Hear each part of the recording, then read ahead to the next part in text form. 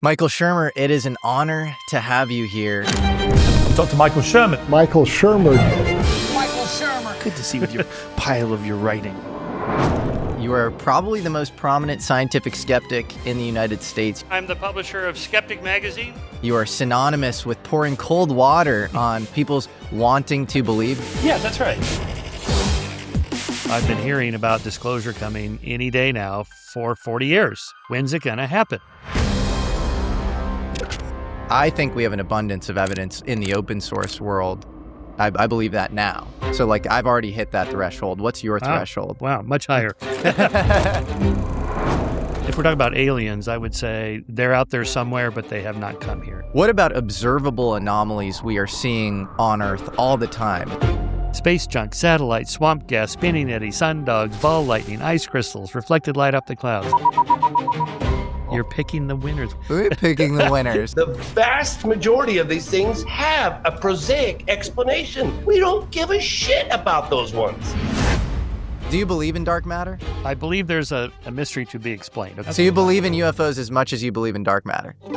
I don't like the word believe in. What about General Neil McCasland? In isolation, that story is completely significant. No, I don't. It's just totally random. What do you mean? There was likely some sort of antediluvian civilization. If there was an advanced civilization, where's their trash? Where's their tools? If you read the book, your base case has to be that Charles Manson was probably an MKUltra Either mind that or control cult patient. leaders can use sex, drugs, and rock and roll to get people to do crazy shit for them. If you were the CIA, would you really want to hire somebody, a lowlife like Lee Harvey Oswald, a nobody? Yeah, and that's why I said I'm a patsy. That's exactly who you'd hire, somebody disposable. I'm just a patsy. I will admit that I want to believe. Will you admit that you want to disbelieve? Do you want to have a mystical experience? Okay, all right. Yes, that could be. No. I think you're running from your shadow. You're a secret mystic. Very strange things happened to me last night. You were once abducted by aliens. Okay, you want to hear that story? I do. I want to hear that story. Ignition sequence start. How is this possible? Nothing too unusual about that. Their existence cannot longer be denied.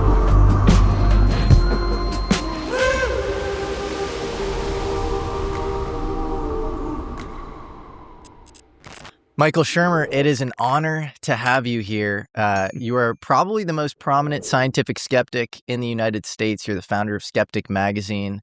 You are synonymous with pouring cold water on all sorts of, mythological belief systems that people have. People's wanting to believe. In the UFO world, we have a phrase, which is, I want to believe. Mm-hmm. I will admit I fall prey to that all the time. I would say that's probably my a priori bias is I want to believe. Mm-hmm. So you, I think, are a healthy check against that sort of thinking.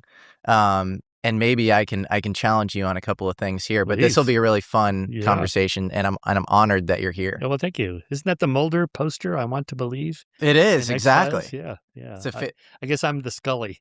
You're the Scully. That's exactly right. Yeah, perfect X-Files reference. And I actually have a photo. I think it's the background of my phone of me and Jacques Vallée, and we're next to that poster. Oh, wow. So that is one of my prized. Well, I love his work. He's, when you read him, it's like, oh my God, this guy's he's a skeptic. He's like, oh, I don't believe Bob Lazar. I don't think this is aliens. I don't think this is what they said it was. I'm like, whoa, okay. And then he goes, but it could be these interdimensional beings of the mythology. I'm like, okay, wait, hang on. Okay, where are you going with this? Yeah, he's very interesting because first of all, he has a real scientific background. He worked on ARPANET, first version of the internet with Doug Engelbart, and in the 60s. He was also an astronomer, and so he's like real kind of, scientific credentials. And he talks about the phenomena in this really interesting way where you can't take it at face value. You have this phenomenological experience, but that is sort of the mask. And behind the mask is something else sort of going on. And then, at other times he sort of debunks, he doesn't believe the Lazar case. I happen to disagree with him, on that specifically. But he's a very interesting sort of deep deep thinker. Well, in the space. collection of stories and anecdotes that they're not enough for belief, but or to tip over into accepting it as viable, but it is a direction of which to go. Like, what are these people experiencing? What are they seeing? It's like alien abduction people. I've met a lot of these people, and I don't think they're making it up. I don't think these are fraudsters or anything like that. I think they're not mentally ill people. Also, there was, Susan Clancy at Harvard for a doctoral dissertation in psychology. She wrote a book on abducted, and she did a study on people who had been abducted by aliens. They're not abnormal people. These are normal people that have, well, it's probably sleep paralysis, mainly a sleep disorder. But, you get enough of those, you go, okay, what are they experiencing? So it leads us in a direction for research, like Jeffrey Kripal's research also. He compiles these hundreds and hundreds of anomalies, right? Weird things that happen to people. And they've happened to me. And the people write me when I write about this. I'm like, oh my God, wow, these are wild. Yeah. Well, I want to establish, and by the way, congratulations for being appointed to the UAP White House Advisory Board. That's a big deal. You're sort of the resident skeptic there. What do you believe overall? Why don't we set the table with that for the audience's sake? Obviously, phenomenologically, as you're saying here, there are things that are happening, from abductions to people seeing things in the sky. So I don't think you're arguing with the fact that they're saying they saw a thing and that they're earnestly retelling their experience. Yes. What do you believe that all of those things have some sort of prosaic explanation within kind of our current physics, or where do you stand exactly? Yeah. Okay. Fair question. Well, I would say if we're talking about aliens, I would say they're out there somewhere, but they have not come here. Now, I don't know this for sure, so I always start with with universal realism. There is a reality, we can know something about it. And then fallibilism. We're not gods. We don't know everything. So we have to start with some element of doubt. So, given the Drake equation and, there's a trillion galaxies or more, and each of these galaxies has hundreds of billions, maybe up to a trillion stars in each one of them. And now we know from the Kepler Space Telescope and others that pretty much all these stars have planets. So you start crunching the numbers, you go, okay, there just has to be Earth-sized planets at an Earth-sized distance to have water and air and so on and so on. And you're eventually going to get the development of life, and then complex life, and then intelligent life, and then maybe communicating intelligent life. No matter how many steps are in there, the number is so big that we just can't be the only ones, right? So, but that said, it's a big, vast, empty universe. There's just mostly empty space. So the chances of them having come here, I would say, is not very good. So I would say they're probably out there somewhere. They probably have not come here. Yes. So you have deductive logic, you have inductive logic. What you just described is deductive logic. Yeah. It's sort of, this large scale, kind of probabilistic reasoning, a la kind of the Fermi paradox or the Drake equation, like you just mentioned. There has to be life out there. What about observable anomalies we are seeing on Earth all the time, as far as, objects in our air, often in our very sensitive military kind of nuclear airspace when it comes to the U.S., that doesn't look like it comes from here? It seems to be breaking physics, breaking conservation of momentum, materializing, dematerializing, not involving sort of lift mechanisms that seem like prosaic propulsion. How do you explain that? Okay, well, let's back up for a second. So there are scientists searching for extraterrestrial signals from space. The aliens are out there somewhere. Let's see if we can pick up their signals, right? And Carl Sagan famously used in Contact, the prime number sequence that Jodie Foster's character hears in the earbuds. And so that would be something that's not naturally produced. It's not a rotating black hole or quasar or whatever. Have they come here? What is our evidence? So there's lots and lots of these anecdotes and stories and blurry photographs and grainy videos. And one of the purposes of our committee that Avi's heading is to say, okay, we've seen all this. We've had 3 government dumps now, and no one has anything obvious. So come on. Give us the good stuff, right? That's what everybody says. So what would it take? So Avi and I have a bet, $1,000 bet. We each put in $500. It goes to the Long Now Foundation. They have the money. They invest it. And by January by December 31st, 2030, one of us is going to get the money. And who determines it is if 2 of 3 major scientific institutions, NASA,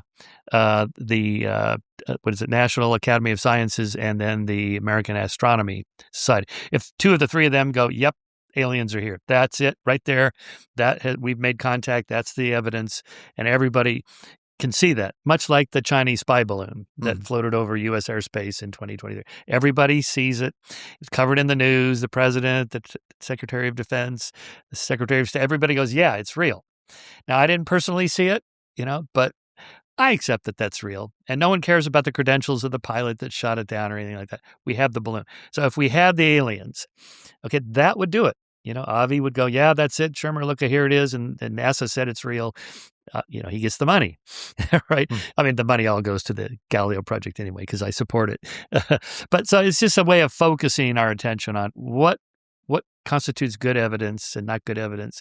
What would it take to go from here, I doubt it, to here, I think it's probably true? Well, so I would ask that for you, like what constitutes the threshold of evidence, after which you are ready to say this is a real phenomenon and that humans or prosaic explanations aren't responsible for it. Because I think we have an abundance of evidence in the open source world that would, I believe that. I believe that now. So like I've already hit that threshold. What's your threshold? Wow, much higher. Yeah, no, I need to see the bodies or the spaceships or, not me personally, if Marco Rubio goes there with the camera crew from 60 Minutes or whatever, and they're in the warehouse and he goes, all right, I can't actually show you, but we found it. And okay, all right, if Avi accepts that and all these scientists accept it, then yeah, it'd be nice to see it. Like, okay, let's see it. We all see it. The problem with, anecdotes like that is there's different fields where other people have anecdotes of other things, paranormal, supernatural, miracles, things like this. And it's like, they can't all be true just on the anecdotes. We need more than that. So my analogy is if you're a biologist and you show up at a conference with your colleagues and you go, look, I found a new bipedal primate species living in the Himalayas or Washington or Canada or whatever, Bigfoot, Yeti, Sasquatch, right? And you go, oh, wow, okay, let's all see it. Put the slide up. Well, you see, it was 3 a.m. and I was asleep and I heard this noise. I went out and I snapped this kind of blurry photograph and you can sort of see in the shadows. They're like, no, dude, you got to bring it. Show us the body, right? The roadkill, the dead Bigfoot, whatever, so that's what it would take. Like, just show us. So my threshold for evidence for believing in corporeal alien bodies is the same as yours. I'd want to actually see those to believe them. But I think there's all sorts of other stuff before going there that just makes me think that we're not alone and that there are things that seem to be intelligently moving around in our sensitive airspace. I'll give you an example. This is a book by a friend of mine named Robert Hastings called UFOs and Nukes. Yes. And this is accounts basically for 167 people that work at nuclear bases all over the United States. And these guys are on often what's known as the PRP program, the Personal Reliability Program. So they have to report if they're taking Tylenol or ibuprofen, like they literally have to be the picture of mental health. They can't do any of that. No ayahuasca for them. And they consistently report seeing tic tacs, saucers, orbs, things flying around in our most sensitive airspace and often tampering with the nuclear weapons in a way that we'd never do to our own nukes. That just doesn't make sense. And then you could say, oh, it's like that's some sociological, hysteria or something. But if anything, again, these people are screened for mental health. This is a database. It's not a bunch of anecdotes. And if anything, there's preference falsification in the opposite direction because it's this culture of shame, secrecy, and humility. And so I would assume if we have 167 on record, we probably have 1,000 plus off record. So this is more than just the Maelstrom nuclear site in Montana, right? Because that's the most famous one. Yeah, so that's Bob Salas in 1967. Right. But there are tons of others. There are 2 cases in September of 1964 at Vandenberg Air Force Base that seem to dovetail with each other. We have... That was the one off the coast that was like rectangular, like football-sized shape rectangle. That was in 2003 at Vandenberg. In 64 at Vandenberg, Bob Jacobs. He was a photo instrumentation specialist, and he was up the coast 100 miles at Big Sur, and he was had a telescope pointed at an Atlas V missile with a dummy nuclear warhead. And afterwards, when he was reviewing the tape, UFO seemed to wrap around it and cause the warhead to tumble out of the sky. A couple of guys in tweed suits behind him were basically sworn to secrecy, said, you can't speak about this again. He was deleted from the government despite having his DD-214. And you managed over 100 people, so... Yeah, I had 134 guys working for me, and I had two friends from college who were my commanding people. And I also have something called a DD-14. I have records here. My officer efficiency reports are in there. And his boss, Major Florenz Mansman, nobody could get a hold of him. So there's this liminal question of, is Bob Jacobs completely full of it? He's saying he's managed over 100 people. And it turns out we've found Florenz Mansman in the 90s, and he admitted that Bob Jacobs worked underneath him. He has all his records. Let's assume he's not making it up. Yeah. So 167 cases. How many photos do we have of these objects? Well, you don't have photos because it's nuclear sites. Yes, So obviously video. All of the sensors, any of the collection is going to be classified a priori. So presumably the sites have some recordings or radar or other than just the guard said he saw this. They do. Well, in the case of Minot Air Force Base in 1968, we actually have radar associated with it, and physicists have reviewed the radar. Kevin Knuth, who's a prominent physicist on the topic, he's at University of Albany, and he's reviewed the Minot, radar, for example, and he thinks that, it indicates a bunch of anomalous objects showing up. Well, it indicates something. The question is what? Right? Is it ball lightning or satellites or I don't know, drones? These are too early for drones, but something like that. I have in my book that list of Leslie Kean's possible ordinary terrestrial explanations for UFOs and UAPs. But when you have multiple witnesses, like Malmstrom, let's use the 1967 case. You have Bob Salas, he's at Oscar Launch Control Center. He basically, he gets called down. He says, topside guards are seeing this like red orb making right angle turns and flying around in weird ways. And then 9 of the 10 missiles go into no-go status. Can't launch it. Had that ever happened in your career thus far? I was there for 3 years. One of them may have gone down for some power problem, but nothing like multiple shutdowns. And then simultaneous to that, Bob Hastings himself, who wrote this book, he was actually taken under, he wanted to learn more about radar theory, and he was a janitor at Malmstrom in 1967. So he independently was taken in by this radar guy. And he pointed, he said, we're tracking, and he probably said unknowns. That's the formal term for unidentified objects. I saw 5 blips in the sort of northeast quadrant of his radar scope. So you have, in that case, topside guard eyewitnesses. You have Bob Hastings independently seeing the thing on radar himself. And then you have a guy in the launch facility saying that the missiles are all going down. And then you have a Strategic Air Command report saying that the missiles went down 8 days earlier for this other, Echo flight incident. So you have this it's kind of a tapestry of good evidence. Okay. All right. So you're picking the unusual anomalies that happen. So this is what's called base rate neglect in Bayesian reasoning. What's the base rate of weird anomalies that happen at all nuclear sites everywhere in the world for the last 50 years? Does anybody keep track of this? Like most nights, nothing happens. Nobody sees anything. 365 nights a year, maybe one night a year, somebody sees something weird. We write books about the weird stuff. Why is it, if that was true, what else would be true? Why are the aliens or whoever not harassing nuclear sites and military sites most of the time? Most of the time, nothing happens at these sites. How come they're not harassing the Russians? Or maybe they are. Maybe you have some cases of, Russian sites like this. So, in other words, 167 sounds impressive, but compared to what? How unusual is that really? I mean, if you took any place, anywhere where there's a lot of people and cameras and people paying attention because this is an important site, there's more observations. I'll give you an analogy. Okay, yeah, sure. So last year, 2 years ago, when Trump was rerunning for president, fall of 24, there was the New Jersey swarm, UFO swarm, UAP swarm. all right, so are these drones or whatever? And yes, so Trump gets in there and goes, all right, well, I'm going to find out what's going on here. So he sends his people in there and they come back. It was nothing. It's just normal drones and planes and stuff like that.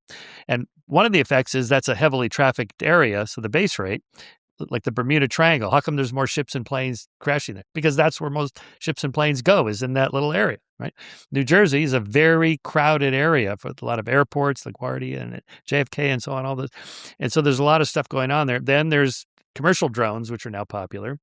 And then the other effect is that people are going outdoors and looking up in the sky because they've heard the news reports like, oh my God, there's something going on in the skies over New Jersey. They look up. Most people don't ever look up at the skies at night. They're busy. They're watching TV or whatever. And if you do that, there's a lot of stuff up there. I mean, Venus and Jupiter are both very bright, very surprising to people. And now Elon has launched over 10,000 satellites for Starlink. And I know because I live in Santa Barbara, in the mountains above Santa Barbara, so it's very dark. And Vandenberg is it's about 90 miles up the coast. So every week there's a launch and the rocket goes up and about 6 minutes later, the sound gets to my house. It's a pretty cool effect. And then you see the string of satellites. The next 90 minutes later, they come over the house. And then the next time around, they're really stretched out. And if you didn't know what was going on, this would be freaky. Like, whoa, what is this? Well, the base rate, right? Elon is right there. They're launching satellites. And now, because I have a nice 12-inch Meade telescope, and I get it out and I look at Jupiter and Saturn, for example, which are pretty cool because you can see the rings and all that stuff. Pretty much every time I look now, I'm looking through the eyepiece and a satellite just streaks right across. And so on X, this happened like a year ago. On X, I see people going, oh my God, there's a weird thing going around Jupiter or Saturn. It's like, no, it's going around the Earth. They just notice it because, whoa, what is that thing that's going by Jupiter? Right. It's a satellite in our atmosphere. Right? What would your base rate be for things going wrong with nuclear weapons? Because mine would be pretty low. Well, things go, okay. One of the main reasons I'm able to go multiple hours on these podcasts while staying mentally sharp is because of this little drink. It's a product I started using years ago, and it's called KetoneIQ. I know the founders Jeff and Michael personally, and I was thrilled when they agreed to sponsor the show because it's one of the few products I trust to give me clean, sustainable energy. I've been taking a little shot of this thing during every long recording, and it lights my brain on fire. Here's the science behind why it actually works. When you're running on glucose or sugar, as your brain is most of the time, it's essentially burning dirty fuel. Your brain could be like a Ferrari, but you're feeding it 87 octane fuel all the time. Ketones are what your brain actually prefers when it's operating at its best. Normally, you'd have to fast for days in order for your body to switch from glucose to ketones. This little shot of KetoneIQ gives you the ketones directly, so your brain runs the way it's supposed to without any spikes or crashes. So visit ketone.com/alchemy for 30% off your subscription order, plus receive a free gift with your second shipment. That's ketone.com/alchemy for a whole 30% off. Or find KetoneIQ at Target stores nationwide and get your first shot free. Today's episode is sponsored by my favorite headphones, Raycon. Raycon's been supporting the show for a while now, and they have some really cool new technology that I'm very impressed by. These are not your run-of-the-mill headphones. In fact, they're called bone conduction headphones, and they're absolutely wild. Bone conduction means the headphones don't go in your ears at all. This is actually the same technology that Beethoven, who was deaf, used to hear back in the day, and Raycon has perfected it. With these headphones, sound travels through your cheekbones directly, and you feel the difference immediately. No alien implants necessary. I've been using these pretty much every day, calls, podcasts, out filming. They're also IP68 waterproof and dustproof. They have 13 hours of battery life, so I'm not thinking about charging them all the time. And what I love most about this company is that Raycon gives you premium performance without the premium price tag. The bone conduction headphones are a game changer. Click the link in our description or go to buyraycon.com/Jesse Michaels with no A, Michels BC to get 20% off. Thanks to Raycon for sponsoring today's episode. what would your base rate be for things going wrong with nuclear weapons? Because mine would be pretty low. Well, things go okay. No, mine would not be low. Look at all just the literature on accidents, nuclear accidents since the end of the Second World War. There's dozens of them. These are the list of close calls. Like the Russian guy Petrov, who of course, close calls. But I'm not talking just about close manual. Calls. The B-52 crashes, and there's 2 nuclear weapons at the bottom of the ocean. There's another one in Greenland. But these things are. I mean, weird shit happens. Just entropy. You have the best accidents. cryptography of the NSA. You have Faraday chambers, surrounding these things, and they are, guarded in extremely sort of intensive ways. And so, to me, when I hear, the 2 times I know of where nukes getting, going down, being decommissioned and getting tampered with, one is 1967 Malmstrom, the other is 2010 F.E. Warren.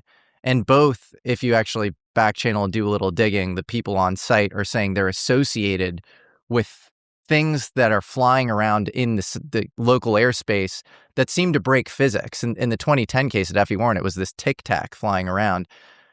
Then I'm like, okay, maybe there's a correlation here. Maybe there's something going on that maybe, yeah, it might be future science. I'm not saying it's some like woo-woo thing. Let's hang on. Let's not go there yet, because time travel has other problems with the second law of thermodynamics and entropy. Far future humans can't come back here. But our current physical model of reality always gets overturned. So saying a thing not always. No, not always. Of course it does. No. So Einstein did not overturn Newton. Newton's work is couched within Einstein. Newton's Newtonian mechanics works very well for most things. If you want to fine tune it, want to land right there instead of right there. Okay, you gotta use Einstein. You have time dilation. You have observer dependency for a lot of things. Okay, hang on. You have the where are we going with of Mercury. Okay, I know where you're going with this. So let me back up for a second. So we have a lot of anomalous, unexplained phenomena, yes. UAPs or UFOs, whatever, and we have 95% of them have been explained, even by the ufologists. So we're down to just not a handful. There's still hundreds and hundreds of unexplained things. All right. What are they? Okay. So I have 3 categories: ordinary terrestrial, extraordinary terrestrial, and then extraordinary extraterrestrial. Okay. So the first one is, can you hand me my book? And I'm gonna read to you since we have plenty of time here. Yeah, let's plug it. Truth. I don't want to treat the book. I just want to talk about the aliens here. I'm going to give you Leslie Kean's list of ordinary terrestrial explanations. This is from her book, UFOs, Generals, Pilots, and Government Officials Go on the Record.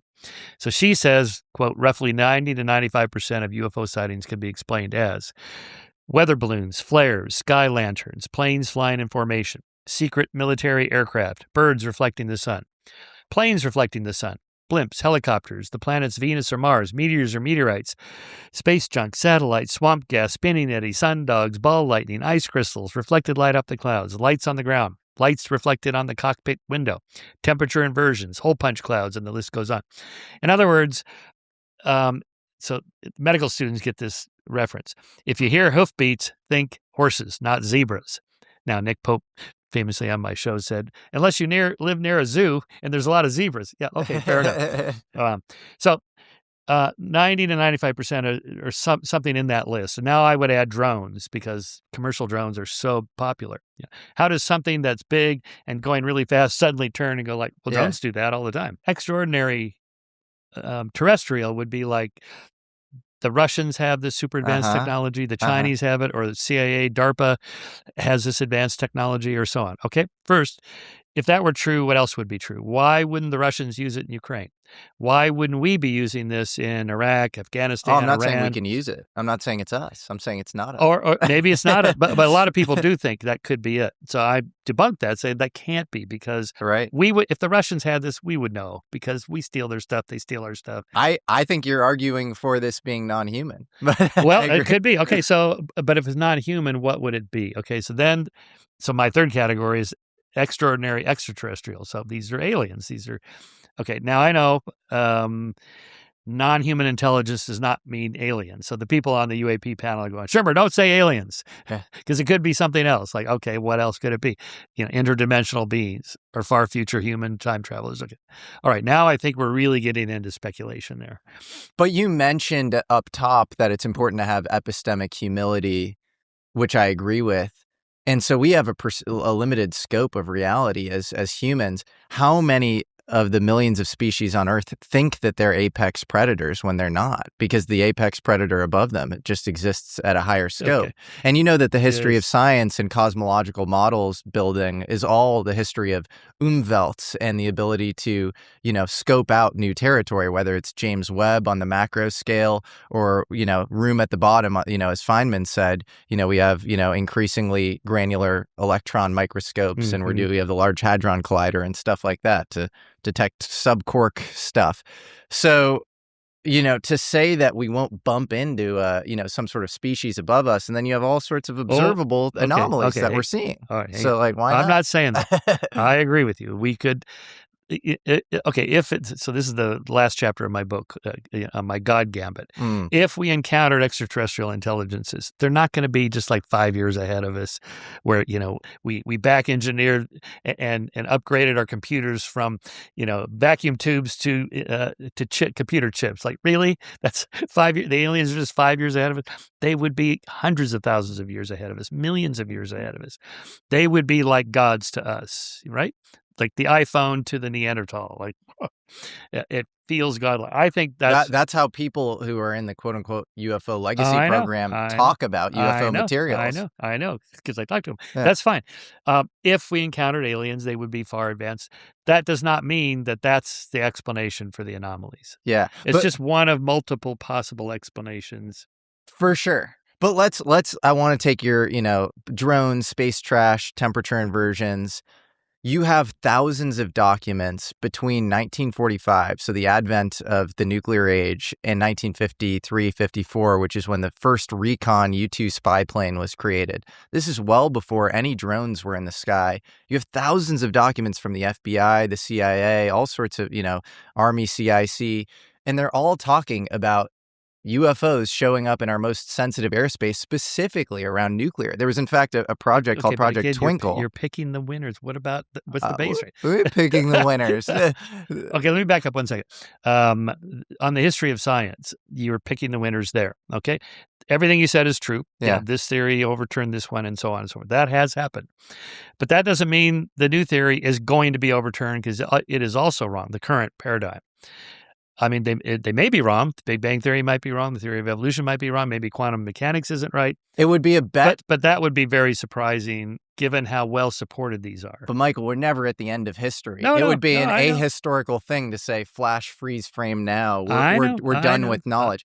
At the end of the 19th century, electromagnetism had the last laugh. I know. And it obviously didn't. Okay, so all this is possible, but that doesn't mean that is the explanation for these anomalies. I don't think that we have a good explanation, but I do think they're genuine anomalies that aren't explained away through prosaic means. That's all I'm trying to say. I don't think we should snap to grid, say these are aliens from Zeta Reticuli, because we don't have a lot of evidence that they are. But I do think we have a ton of evidence that intelligently propulsed things that don't seem to be human are moving around in our sensitive nuclear airspace.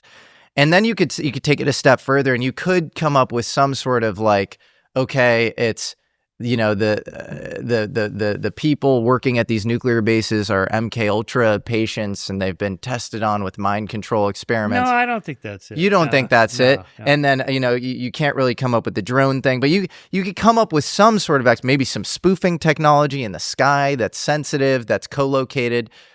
It's really hard. But then you get into the fact that in Japan, next to their civilian nuclear energy grid in Fukushima, they have a mountain called Mount Sengun-Mori, which is dedicated to UFOs. Bariloche, Argentina, next to their civilian energy grid, you have UFOs showing up, and you have a famous case in '95 with a commercial plane.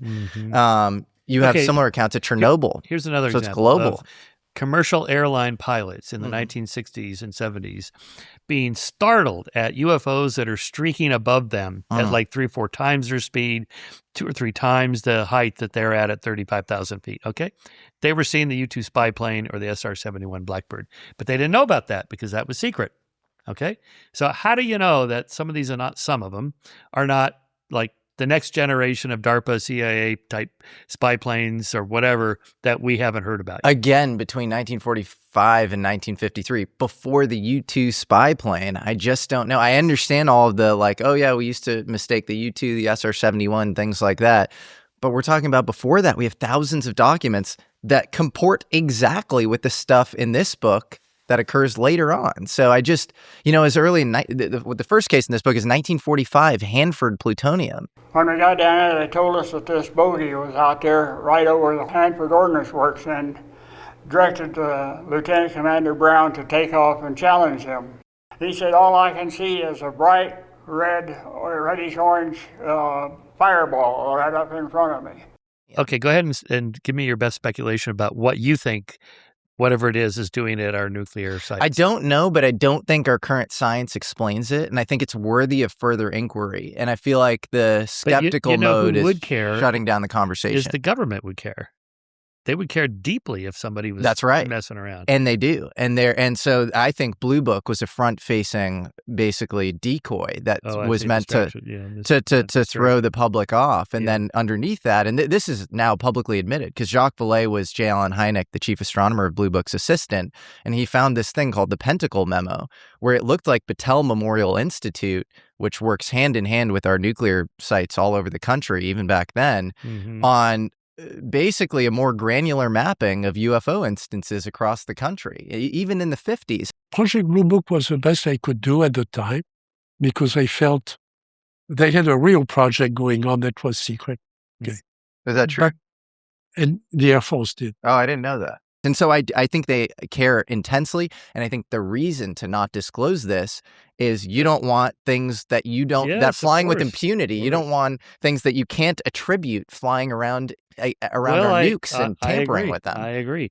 So one of the goals of the UAP Science Advisory Committee is to get more information so that we can figure out what it is. If somebody in the inside knows, then tell us. Now, what we're worried about, okay, so this is a point of discussion in our first Zoom meeting, was what if they misdirect us and go, hey, Avi, here's some stuff. Now go spend a few weeks analyzing that. Meanwhile, we're going to invade Cuba or whatever. Right? Okay, so we're aware that this could be. Avi's a pretty savvy guy. I don't think that's going to happen. But yes, they would care. So why are they not doing something about it? Why did these things keep happening?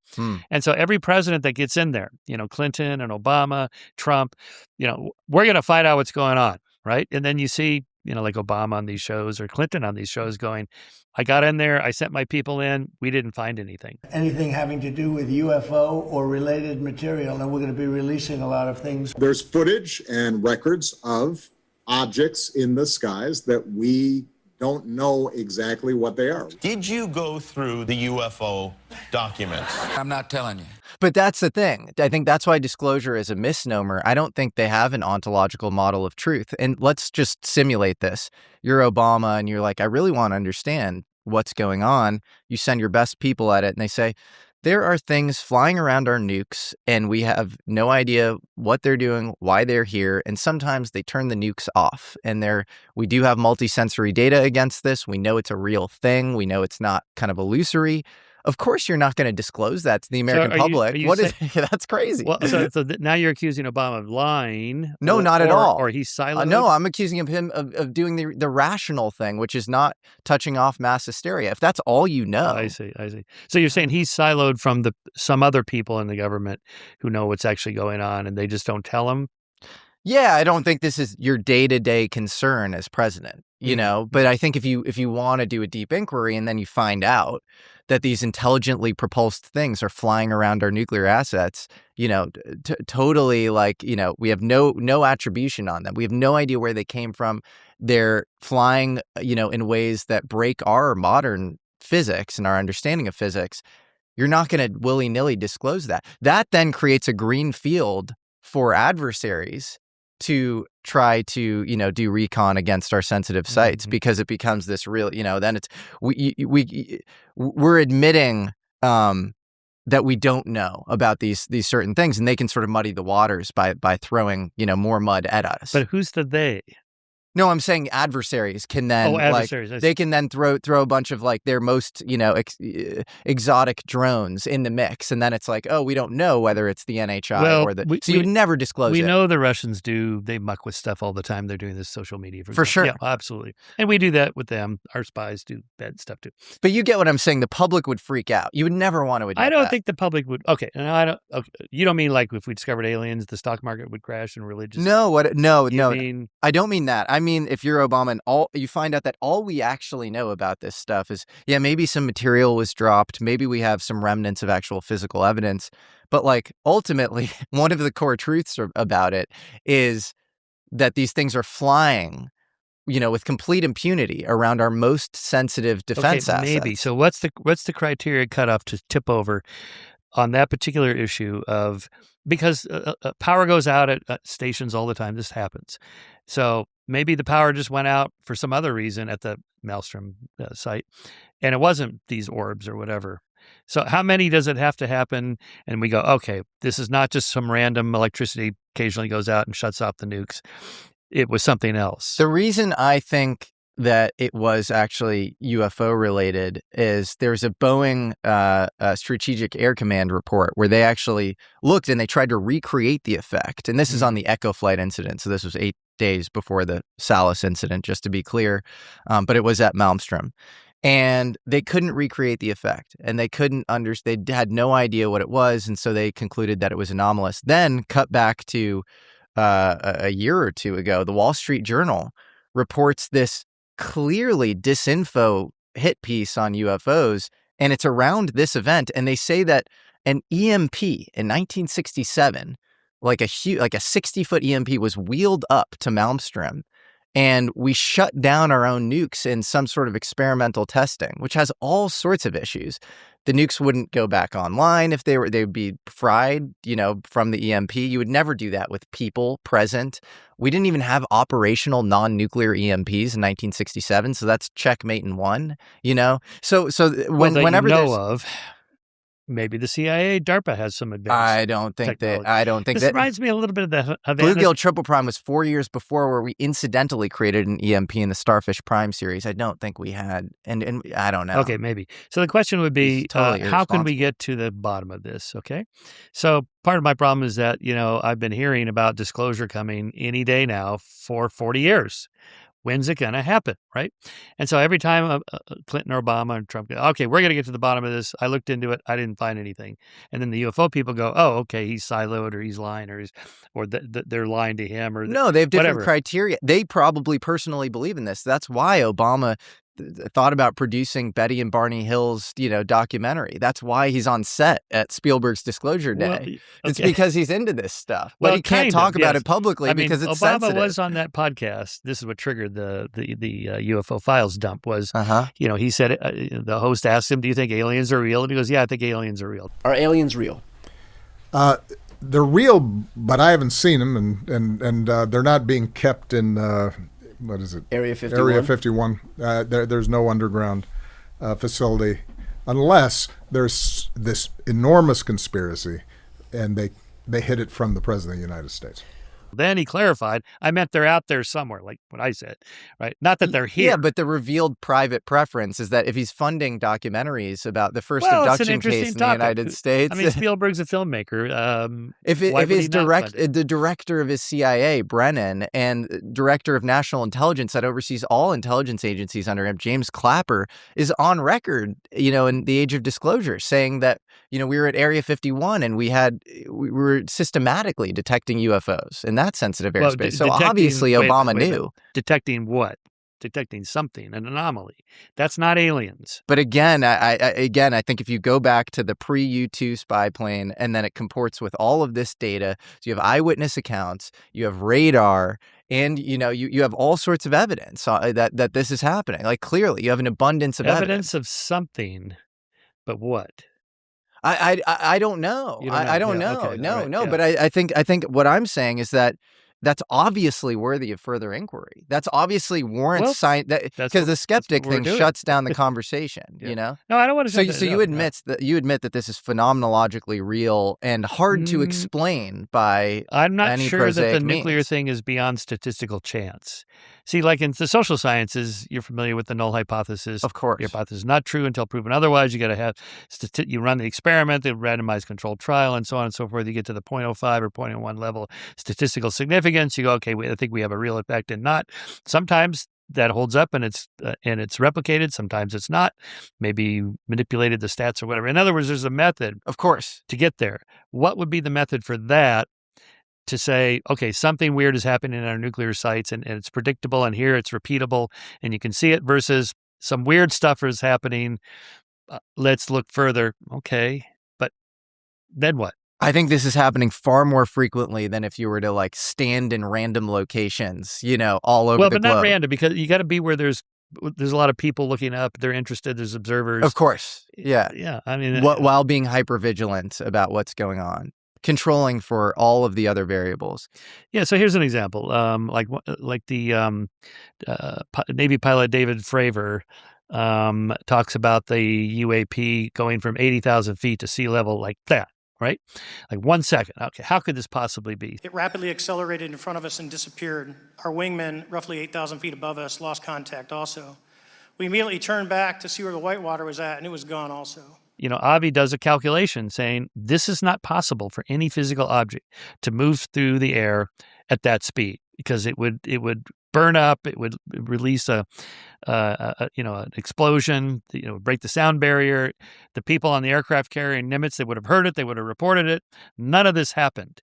So whatever he thinks he saw, or people think they saw on the radar or whatever, that's not what happened. It cannot have happened. That is physically impossible. This is Avi Loeb saying this. He did the calculation. Can't happen. We know what happens when bolides and meteors come through the atmosphere at that speed. They burn up, they explode. It's a big thing.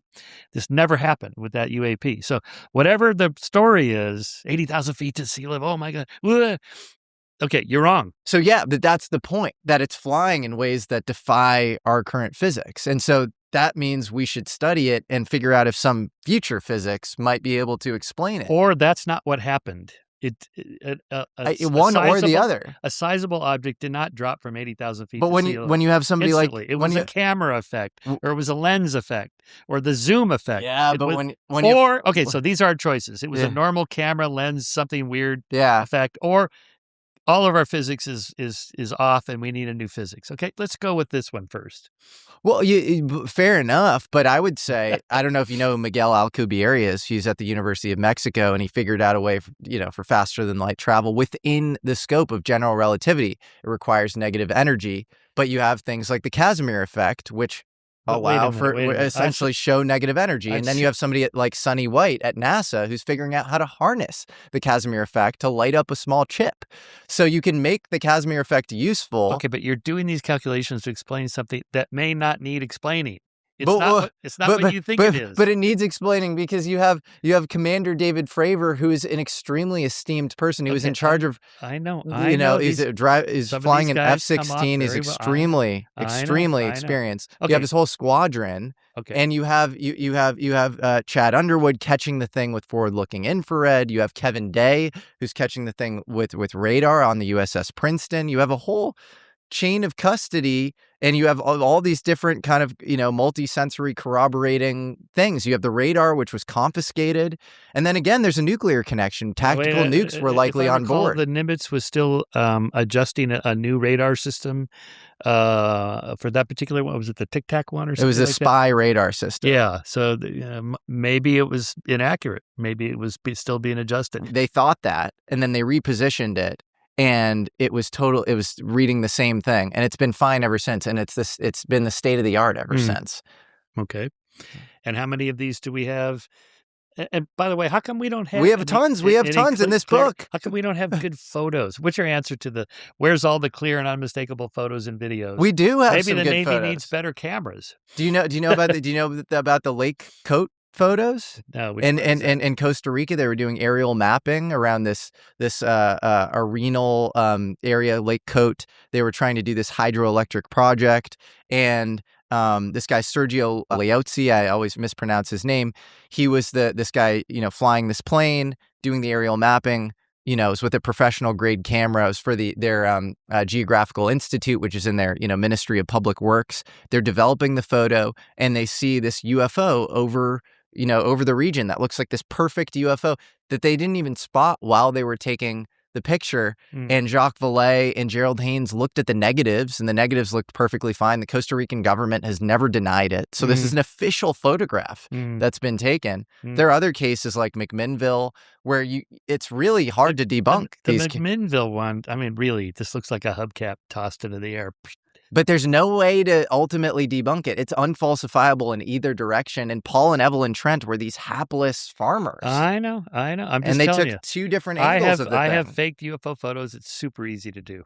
But my point is, there are a bunch of these things that sit in liminal space where you can't say that I'm definitively wrong, and I can't say that you're definitively wrong. It's not even wrong, right? You end up in this impossible argument, and then you have eyewitness accounts, and then you have FLIR, and then you have radar, and then you have materials, and it's like we have a tapestry of really good evidence beyond the threshold, for me at least, as far as, okay, this is really worthy of further investigation. Okay, the Tic Tac video where you see the little white thing in the middle, all of a sudden it zooms off, right? Yeah. Okay, this would be in that direction for you. That could be the lock losing target. We don't know what that is. Well, but Mick West pointed out that if you look on the vertical axis, you'll see zoom 1.0. And the moment it goes like that, it goes from 1.0 to 2.0 zoom. In other words, the lens is zooming in, not the object moving.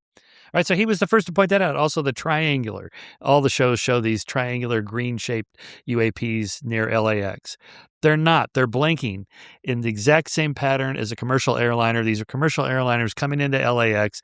It's the bokeh effect on the triangular lens that's causing it to look triangular. But context matters. And so the Nimitz case is really important because not only do you have Commander David Fravor, you have Alex Dietrich, you have Underwood, who's doing the FLIR. I'm glad you brought her up. Caught it on FLIR. You have radar catching it for days before and after. You have the fact that the UFO showed up at the rendezvous point, at the cap point, 60 miles away on radar that Fravor was headed to. So I just think this is hard to argue with, like the overall tapestry of evidence, at least that it's worthy of further investigation. Absolutely. Could this have been some secret American technology red teaming our systems? Possibly. I'm open to that. Okay. I am. But I think the nuclear stuff, again, going back to the 40s, is just really, really hard to debunk. I think you're on very, not solid footing. I don't know, there. maybe. It's just, okay, so you brought up Dietrich. So I'll give this is the end of my chapter on aliens. Okay. I'll give the last word to Dietrich, who witnessed the 2004 UAP incident from the USS Nimitz fighter jet, as I think it well sums up 75 years of ufologists' search for aliens. Quote, "I think they enjoy the anticipation more than actually finding answers."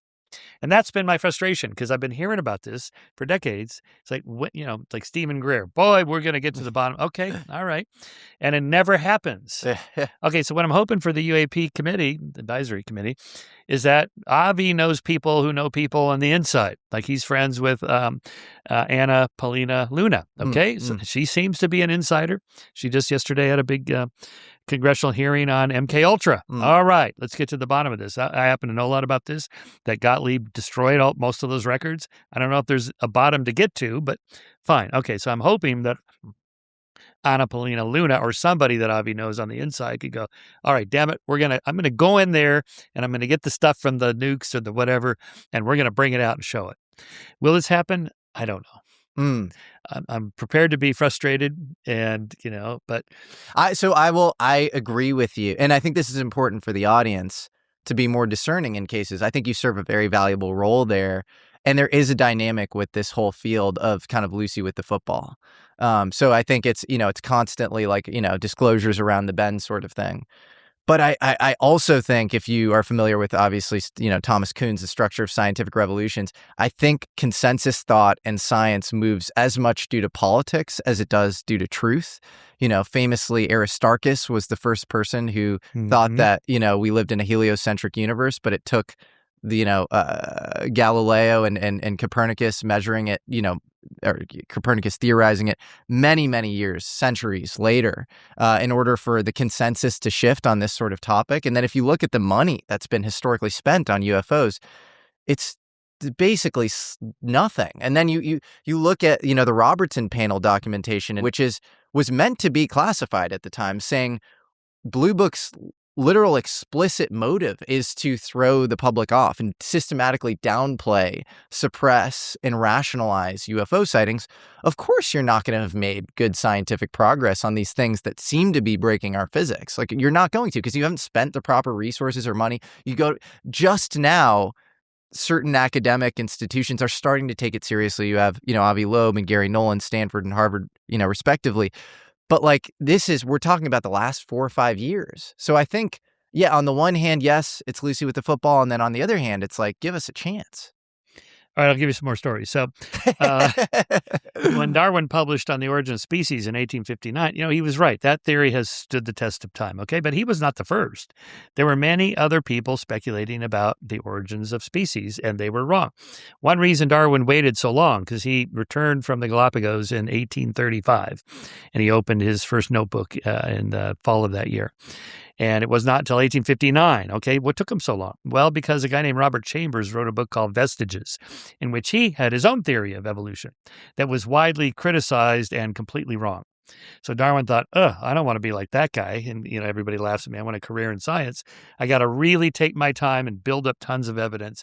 So he does it, right? So that's what it takes, right? So the famous French astronomer who discovered Neptune. He discovered Neptune by seeing perturbations in Uranus's orbit. And he said, there's got to be something right around there pulling it that direction. So they point the telescopes there. Eventually, they go, it's a planet, right? That guy also saw perturbations in Mercury's orbit. He's like, okay, here we go again. There's another planet in there. It's planet Vulcan. And he twice found it. He never found it, right? He was mistaken. And it was Einstein that figured out, Mercury's very close to the sun.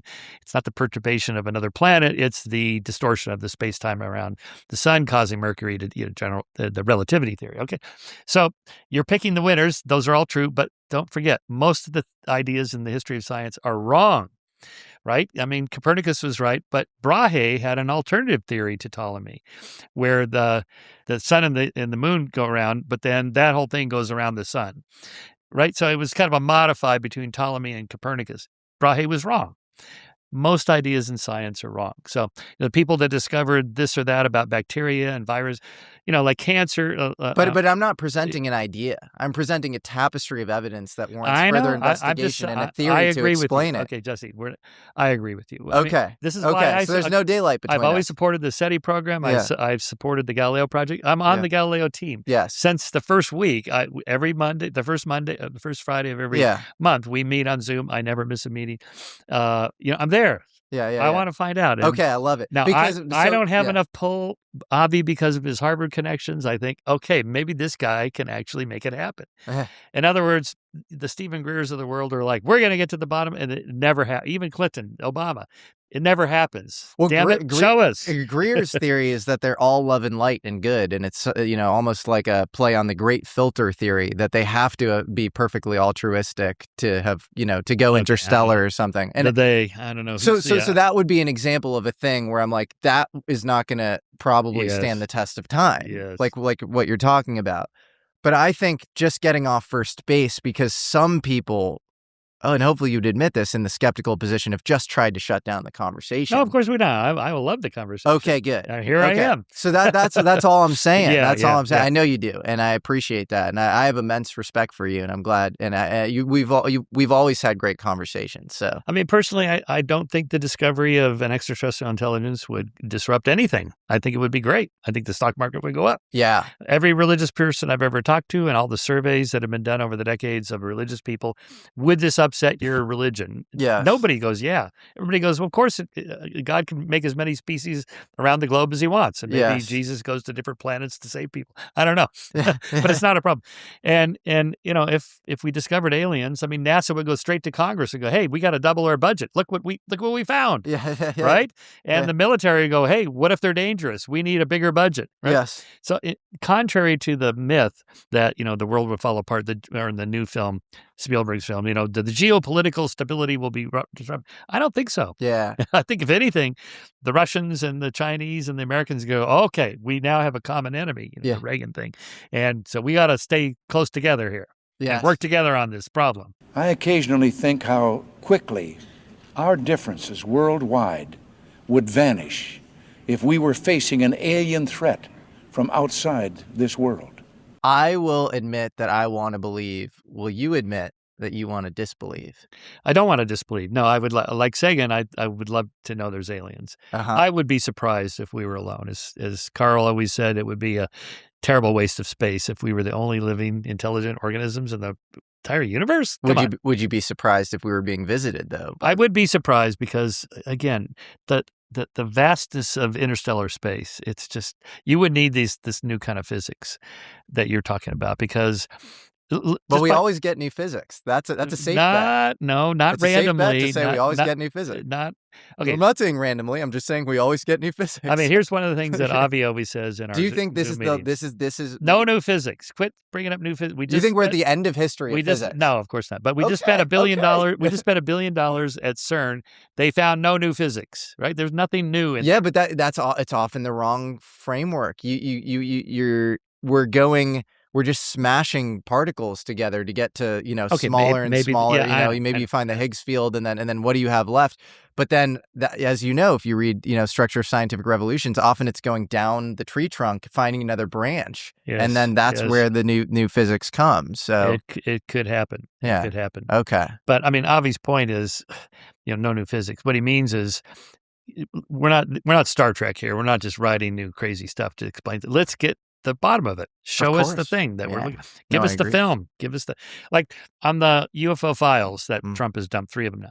All the photos and videos have these big blacked out rectangles. Okay, what are those? Those are the numbers from the cameras. Where was the camera? Which camera was it? What was the distance? Was it triangulated? All the details we need. Yeah. Otherwise, I don't know what I'm looking at. Totally. You see this blurry thing going around, like, what is this? I'm right there with you. I think we need more. Did you look at the Gemini 7, Frank Borman, by any chance, that audio? Yes, and also Buzz also. Roger. Okay, so I forget on the Borman one, but Avi had a good explanation of this is cosmic rays. Okay, so cosmic rays ping your retina. They also land on film, and they can cause film to record something. So he thinks, and I think he's probably right, that the lunar photos where you see the little blue lights in the distant sky on the moon, and Buzz Aldrin's report that inside the cabin he sees lights, even with his eyes closed. He sees light. Well, that's cosmic rays. It's like if you press the side of your eyeball, you'll see a little white light. And then the third one. That I'm not sure about, but the Palomar telescope, the 200-inch telescope there in the 1940s, developed film there of things in the sky. There's nothing in the sky. This is before satellites. It's before Sputnik. So 1940s and 50s. This is Beatrice Villarreal's Project Vasca. So Avi says, I'm pretty sure those are cosmic rays. And I'm pretty sure they're not. So this is an amazing astronomer from Stockholm University. She's also a physicist. And she saw all sorts of light reflecting transients, basically objects in the sky, seemingly objects, flashes. You're talking about the film now, or are you talking about eyeballing? I'm talking about, in the plates, the astronomical plates at the Palomar Observatory. Yes, And you have all these people saying they're plate defects, but then she showed that there's actually a drop off in the sun's, in the Earth's, obviously you have a side of the Earth where there's shadow from the sun. So, where the sun doesn't exist. And there's a massive, drop off. 30 to 35% of the objects we are working with come from solar reflections, and not any solar reflections, because the short flashes and not streaks, they are associated with things that are extremely flat and extremely reflective. Wow. Like mirrors. And that makes it more fun. Like mirrors. So that seems like, okay, we're looking at physical objects at that point.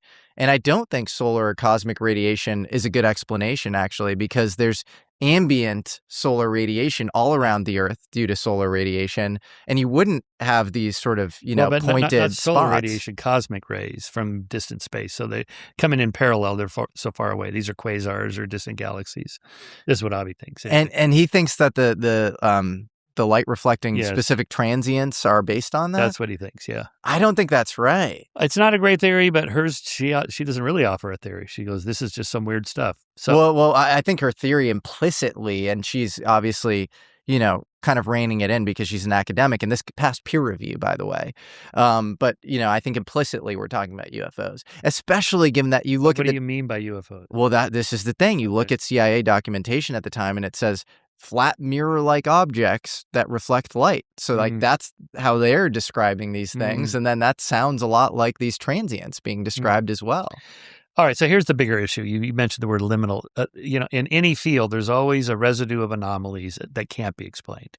Every scientific field has these. So back to Kuhn, do enough of them build up? It's like, you know what? There's something really wrong with this theory. We need a new theory. Okay. So how does this happen? Well, if you are an outsider or you just want to challenge the mainstream, which is good, this is what young scientists should do, your new theory has to explain all the stuff the old theory explains pretty well and some of the new anomalies. Of course. And this has always been the problem with these kind of fringe physicists or whatever, the people that say, I have a theory of physics that overturns Einstein or whatever. All right. Can you explain all this stuff over here that current physics explains, the standard model that explains quarks and this and that, whatever. And usually, no, they just say, well, they have some model of space and time and whatever.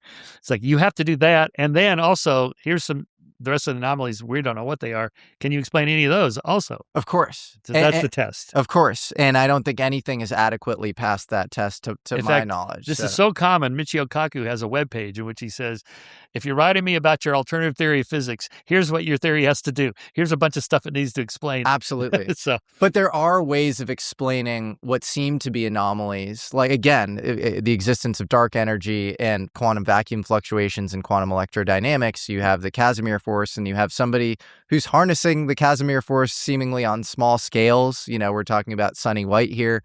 So then could you end up with some larger scale propulsion due to that? Like possibly, we have to keep an open mind there. And that fully comports with our physics. So yes, I don't think we necessarily need a theory of everything to explain Yes, I some agree. of this Stuff. So, let's take dark energy, dark matter. Okay, these are linguistic placeholders by cosmologists. That's right.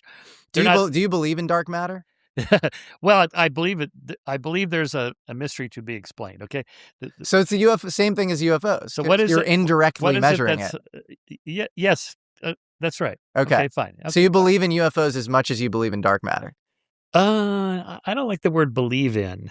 It's like, what is it we're talking about? So you don't want to believe. So it's, I don't like the word believe. I like to say I don't want to. That's what I'm saying. I don't want to believe things that have to be believed in to be true. They're just true. Yes. Okay. So when astronomers tell me galaxies should not but be they're true together according the to way you. Are. Ultimately, we're all pre-leveraged by our own epistemics. Well, true. What do you mean by true? So I define it in my book as something confirmed to such an extent it would be rational to offer your provisional assent. But do you think human beings are rational? Provisional assent. I would yes, say, pretty rational. I would say they're pretty irrational. Well, my whole life is spent showing how irrational humans are. But now I've had a bit of a turn of heart here that most people, most of the time, are fairly rational. This is how they maintain jobs and families, and they keep gas in the tank and food in the fridge, and they lead a normal life. Where it happens, like with conspiracy theories, it's in areas where they can't know. Like, how am I going to fact check if the 2020 election was rigged or not? What do I don't have time to go to Arizona and go to the voting booth and see what. I'm just going to trust the Department of Justice and Attorney General Bill Barr, who loved Trump, voted for him, looked into it and said, "Nah, we didn't find any fraud." So this is an epistemology question. How do we know about anything in the world? So dark matter is a conspiracy. Okay, so back to the dark matter. My astronomer friends tell me that there has to be more stuff in the galaxy to hold it together. Okay, what is it? And their answer is, we don't know. Could be neutrinos, could be dark, whatever, these dark stars, brown stars or whatever. Okay, keep working on it. So to me, I just set that aside and go, okay, that's a mystery to explain. Same thing with dark energy. So, and same with UFOs. Okay, with so UFOs, you're placing it in the same category. And by the way, UFOs are even more accurately and epistemically humbly framed because they're called unidentified flying objects. Yes, okay. Whereas with dark matter, we're calling it, this thing, okay. like we're acting like we know what it is. Okay, but when we can't detect it. Let's say astronomers all decide, 99% of astronomers, okay, now we know dark energy is neutrinos. Just make that up. Okay. Then I go, okay, then that one is pretty much solved. Now, if the UFO people go, okay, we figured it out. It's the ball lightning or it's the orbs or, whatever it is. And now we know the CIA had this thing or the Russians did, or it's the aliens or whatever. Then I'd go, okay, then that one's solved. Okay, we're not there yet, right? Mm-hmm. Again, you got 95% of them are explained. You got the 5 to 10% like, I don't know what that is. The nukes, the orbs, could be this, could be that. Okay, now what? But say you have like a criminal case. You have like a dead body, right? And you need to have the detectives work on finding what happened, in this criminal case. And then you have one person being like, I don't know if the body's dead. And you're like sort of just like poo-pooing the field overall. And I feel like the skeptic's role in ufology for the last 20 years, and maybe now it's starting to shift. And, with Neil deGrasse Tyson is taking it more seriously. You're taking it more seriously. When these people of high rank started reporting, I said, all right, I have to jump in here. I can't stay silent. Historically, it's been like, I don't really think there's anything there. And it's like, don't trust the witnesses. And so now, I just want to acknowledge would you say that you're now shifting to like, we kind of trust the witnesses and we think this is worthy of investigation? No, I'm very leery of witnesses by themselves. Okay. But it's not witnesses by themselves. Well, okay. If it's more than just the witnesses that you have. We have cases with witnesses and radar. Yes. Okay. So you have 45 minutes. Okay. So that nudges it from here to here. Japan Airlines. And then we got to get up here. We have Japan Airlines pilot flying for 45 minutes with radar that was confiscated by the White House. And the radar is publicly available. And physicists have looked at it and be like, Jesse, what's the whole point of these UAP congressional hearings? The point is, we want to get to the bottom of it because we're not there yet. We want to get to there and figure out what the hell it is. And we're not there yet. Everybody knows we're not there yet. Of course, right? I agree. So, all right. So I'm in favor of that. Okay. But you're admitting, a la the criminal case example, you're admitting a crime has been committed. There's a hole here that we have to find. Something, that's right. If you say, are UFOs real? Yes. I mean, there's an unexplained mystery. Okay. Yes. So they're as real as dark matter. It's a little bit like when the government said in 2017 that UAPs are real, and then Lou Elizondo goes, the government says they're real. The government said the videos are real. We didn't fake these. These are not CGI. These were actually filmed by our jets. So we are indirectly measuring them like we are indirectly measuring dark matter, and those are we're measuring something. Yes, there's something to be explained. Yes, okay, I agree. So you would put dark matter, UFOs, same category. I guess so. Yeah. Okay. Sure. Yeah. Okay. All right. Like it. On the eyewitness thing, the problem. Okay, so let's go to the court case. Yeah. So how do we determine truth in the legal system? Mm-hmm. All right, we have an adversarial lawyers method, right? So the goal of the lawyer is not to find out what actually happened. Did this guy actually kill this person or not? The goal of the lawyer is to win the case. The goal of the other lawyer is to win the case for their side, right? To get the prosecution and the defense. And so in this case, the peer review system is the judge or the jury. They're the ones that decide, okay, I've heard your evidence, and arguments and so on. I think this is the right one. Now, did they get it wrong? Yeah, they get it wrong, right? So here's how I do it. Just picture a 2x2 grid, right? So we got 4 cells, 1, 2, 3, 4, right? So I did this, this is sort of a fun example of cursed horror films, right? So I'm doing a documentary, talking head for a documentary on cursed horror films like Exorcist and other horror films where bad things happen on the set, the actor dies, what was the famous one with The Omen, and so on. So there's a good half dozen really popular horror films in which bad things happen. So cursed horror films, all right? That's cell 1. So my answer to them is, well, what about the other 3 cells? Cursed films where nothing horrible happened, like it, The Shining, and so on. These are really scary. And then what about the non-horror films that were cursed? Like Apocalypse Now. What's his name? Has a heart attack on set. Charlie Sheen, no, the father, Martin Sheen. Yeah. And then the non-cursed, non-horror films, right? So, in other words, you have 4 cells. Like, so in the case of the missing dead scientist, ooh, spooky, right? Well, okay, so first of all, we have to quantify. What do you mean by a scientist? What do you mean by they worked for NASA, they worked for propulsion systems, they worked for the military, they worked on a nuclear site? This is all over the board.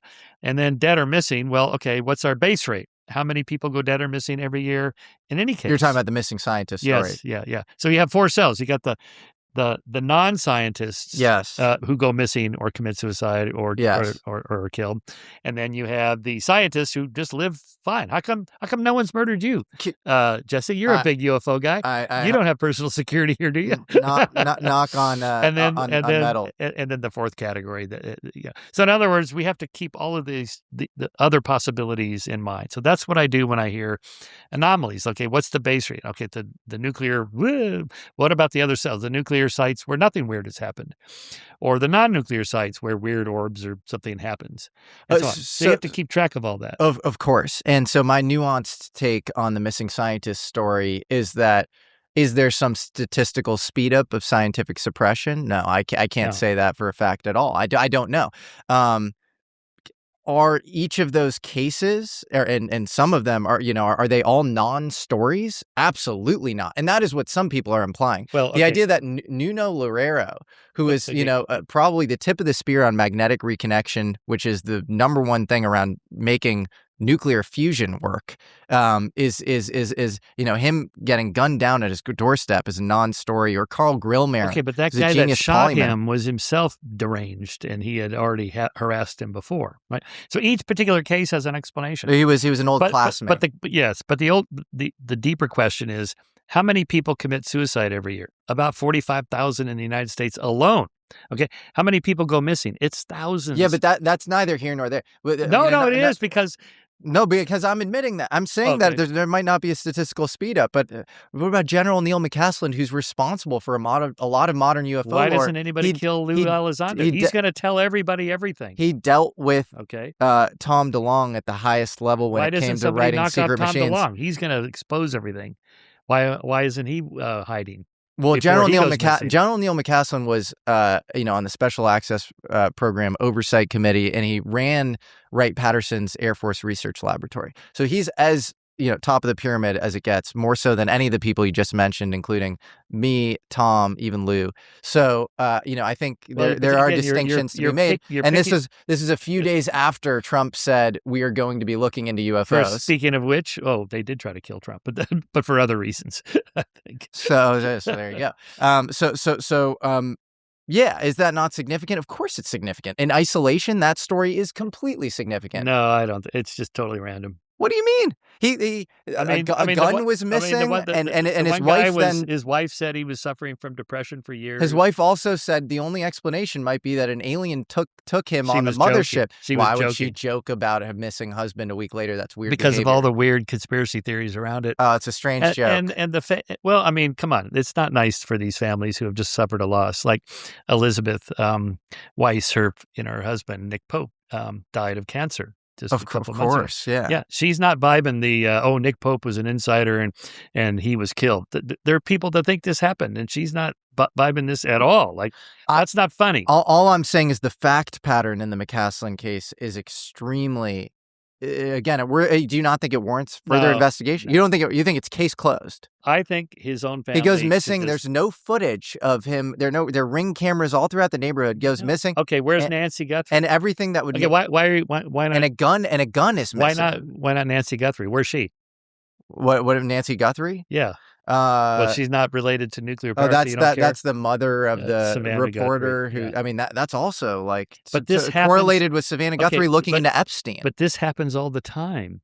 The reason this is getting attention is I think that should get attention too. I think that should get it. Our daughter is investigating Epstein. But again, how many people die every year? 2.6 million in the United States. All causes, all ages. Yeah, all but causes. wasn't I'm not super familiar with that story, but wasn't she kidnapped? The mother.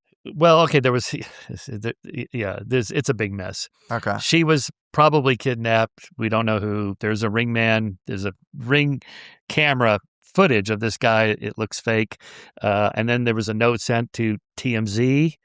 Yeah, that's obviously that obviously warrants further investigation. Yeah, and it as is. does They the are. McCasland Yeah. thing. As Yeah, does the McCasland thing. That's fine. Yeah, but they are not non-stories. But okay, there's stories for the family to figure it out, or the local police, or the FBI if they think something's up. Yeah, but Fine. it's part of the public conversation at this point because he's, put himself out there as a collaborator of people who are disseminating UFO You're picking information. people that worked in some area you're interested in that also died mysteriously. Okay. Oh, he's missing. We don't even know if he's dead. You're now jumping to the conclusion. He's missing. Okay, fine. But people go missing. Okay, so you just look it up. How many people go missing every year in national parks in the United States? It's like 1,000 or 1,200 a year or something. It happens all the time. And they can't find them. They fall off the cliff. They fall into the bushes. The animals get them. There's nothing unusual. You're picking that one because he's an interesting character. You can always use like heuristics, like laws of large numbers. You can always use these sorts of things. I think that is a poor excuse for thinking about the idiosyncratic case with all of its complexity. You can always sort of overfit. I don't think there's some sort of like, but it's survivorship bias, or it's file drawer, or it's p hacking. You can always do that. Yes. Or you can look into the specifics. Yeah, but I think it's better to look into the specifics. Why are you interested in that particular one? Because of who he was. Yes, I know. He was privy to the most sensitive science in the country. Okay, but lots of people. And he's talking about UFOs. But what about all the people that work at NASA now or work at the nuclear site? I think anybody working in an extremely sensitive capacity who goes missing without a trace should be investigating. And it's not a non-story. If this is true and there's something spooky happening. I'm not saying definitely there's no Occam's razor explanation. I'm just saying. Why aren't all the heads of all the nuclear sites or the generals, why aren't they all going missing? Because I don't know. I don't know what happened. I'm not impugning a motive or coming up with some fake story. I'm just saying it warrants further investigation. That's obvious. Only because we're interested in whenever there's a dead body or a missing body. No, because of this because of this specific case. Because of his specific access and credential. Obviously. I don't think so. I think you're fine. I think that's you not wanting to believe. You wanting to disbelieve. No, I think you're just as a patternicities. It's like, I love this story about power and propulsion and nuclear. No. And here's something weird that happened to somebody in that field. Okay, what I'm saying is, if that was true, what about all the other people that are in that field, that are high up, that are classified and so on? How come they're not being bumped I think up? everybody involved in sensitive national security work that goes missing in a way that Neil McCasland went missing should be investigated, obviously. But after the fact, you're picking it. Now, let's go forward. Who do you think is next? I'd have no way of predicting it because you don't have a story underneath it. You don't know what happened. You don't know if somebody took him or what. You need more information. My point is we should try to get more information. Okay. I think, the local police, the family, sure, they should do that. Okay. Because they want to do that anyway. Okay. I mean, Elizabeth Weiss knows why Nick Pope died. He had cancer. Okay. Nobody planted cancer in Nick Pope's body 20 years ago as part of a plot against him because he believes in UFOs. Of course not. Yeah, this is random. I in that case, I agree. Okay. Okay, shifting gears a little bit. What do you think is the strongest UFO case based on the evidence? So like in the UFO files, I think a lot of the sort of orbish looking ones, it's not clear what they are. I would like to get more to that. Like there's something there. Some of the stuff you brought up, I think, again, I just call them anomalies, but it would be good to get explanations of those. The Foo Fighters during World War II, the pilots that saw these things. Oh, it's ball lightning. Okay, maybe. I don't know. Some of the stuff they describe doesn't sound like ball lightning. Yeah. So, all right. And we know the Nazis, they could not possibly have been that far advanced to have these things that are observed to move in strange ways. So that one would be a big one. I think historically, I enjoy all the the kind of almost mythological, the stuff that Jacques Vallée talks about and Jeffrey Kripal talks about of historically people seeing weird things. Now, most of this, I think it's just sociological or whatever, psychological effects, but not everything. So back to your liminal case, this is what I do. I'm kind of on the margins of science. So I can't quite explain it. It's probably this, but it may not be. Let's keep looking. So I do think all of that. Now, can we get to the bottom of some of these historical events? Probably not. You look at these medieval paintings with the thing in the sky that looks sort of like a UFO or whatever. Now, art historians go, no, this is what it is. This is what the painter was doing and so on. These are religious symbols. Okay, so, but the rebuttal is, yeah, but the religions didn't have the language to describe what's actually going on. This is like the ancient alien stuff, or the Van Doniken, the ancient alien gods that are actually spaceships, right? So, okay, maybe. I love all that stuff. I've read all those books. I watch all those shows. It's like that would be super interesting. But, they're inserting placeholders. They're looking at anomalies, and then they're inserting explanations. They're not just like scientists are inserting. Unfortunately, they don't do that. Okay, so one of my criticisms of the ancient aliens, for example, is they almost never have on like an archaeologist that goes, "Oh, the Easter Island statues.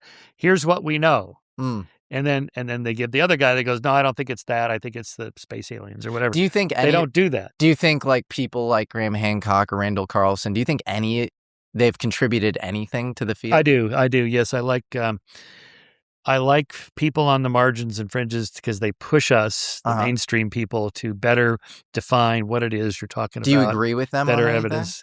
No, not really. Like in the case of Graham, I know a lot about his theory. I've been exploring the possibility of a lost civilization in prehistory for more than 30 years.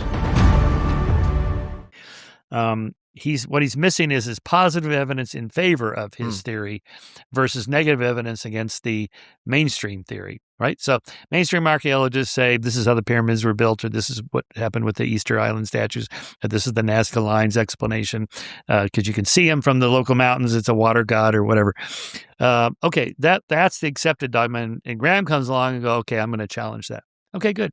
And his little line he uses on X, stuff keeps getting older. He has a T-shirt. Stuff keeps getting, and he's right. Stuff does keep. He getting is right older. about that. You would admit that. Yes, but you admit Göbekli Tepe rewrites the map as far as how old human civilization. But know what's happening. Archaeologists are responding to Göbekli Tepe by going, I guess these hunter-gatherers were more sophisticated than we thought they were. I guess they were more advanced. They could build monumental architecture without thousands of people. But that seems like as unfalsifiable a conclusion as you actually just have to go a little farther back what's the alternative for civilization. So the alternative to that is, no, actually, this was a specialization a little earlier than we thought. A deeper advanced.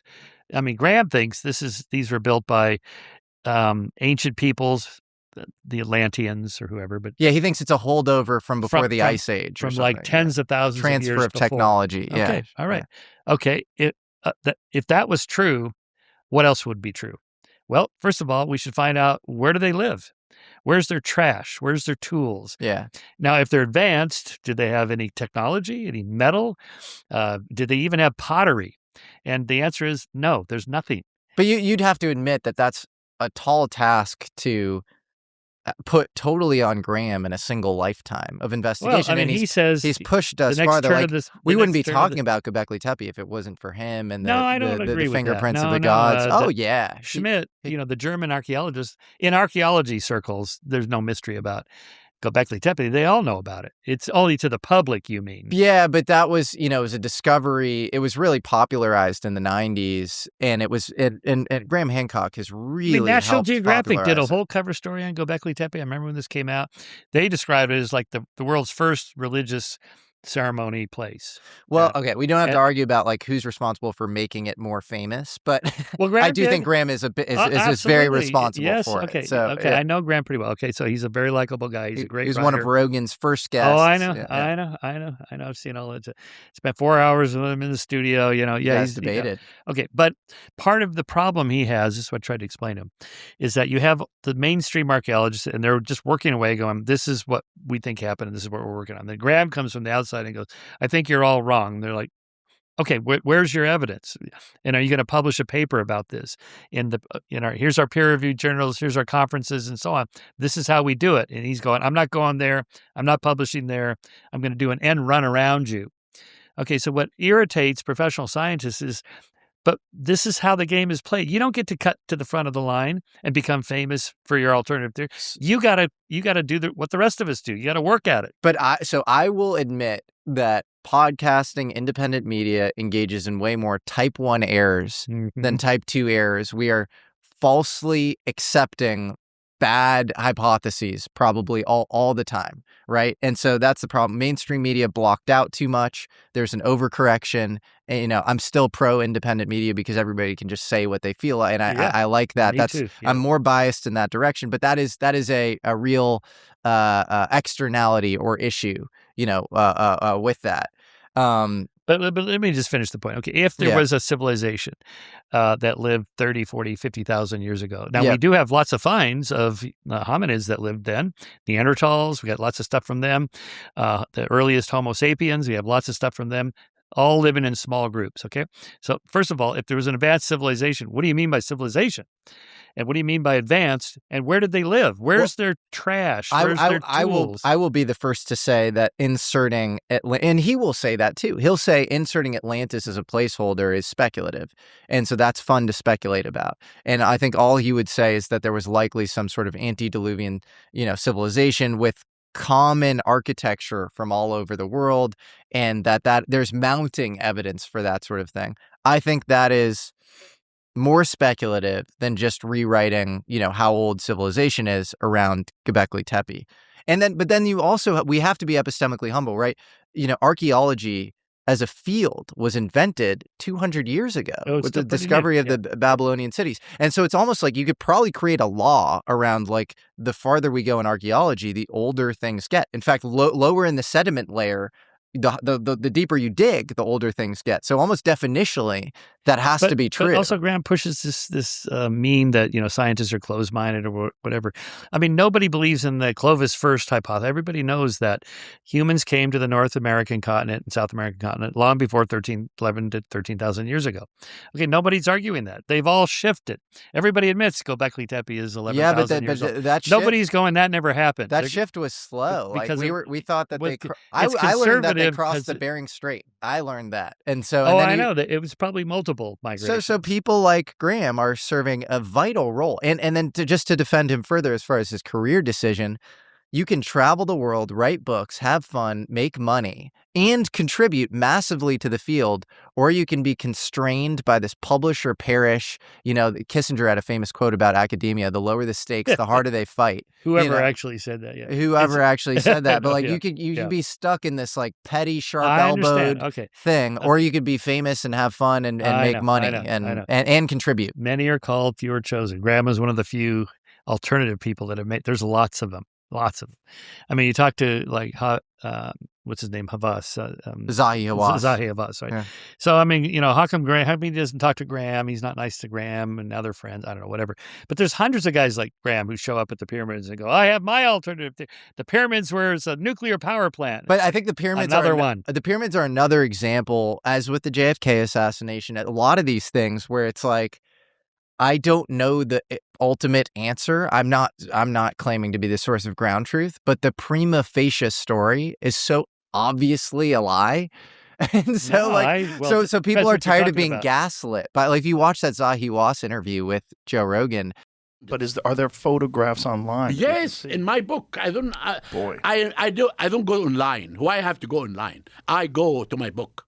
It's like, come on, this guy is gatekeeping all of our information. It's in my book. I wrote about it. It was a little painful to watch. Very painful. I know. Very painful. I know. So same with the JFK assassination, where it's like, people are tired of being lied to. There's obviously something more than the Occam's Razor Loans gunman situation. Really? And JFK? Do you know about the JFK conspiracist who died and went to heaven?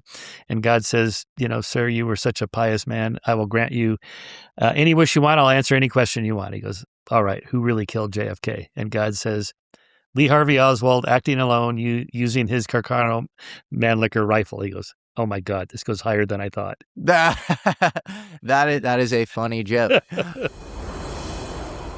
In my 20s, I loved the ritual of drinking coffee, but then my sleep started to suffer. Energy would peak and then it would drop. It felt like I was just taking credit out on my future energy. That's when I decided I was going to maintain the ritual, but switch to a much calmer, better, and just healthier alternative. That alternative is today's sponsor, Mudwater. It's a coffee alternative made with functional mushrooms and adaptogens, lion's mane, chaga, cacao, chai, with about 1/7 of the caffeine of coffee. So you get a steady, cleaner energy without the spike and the spiral that so many people experience. So if you've been looking for a calmer alternative to your morning coffee routine and are curious about trying mud water, the starter kit is the move. Right now you get up to 43% off, free shipping, and a free rechargeable frother when you use code Jesse at mudwater.com. That's MUDWTR.com.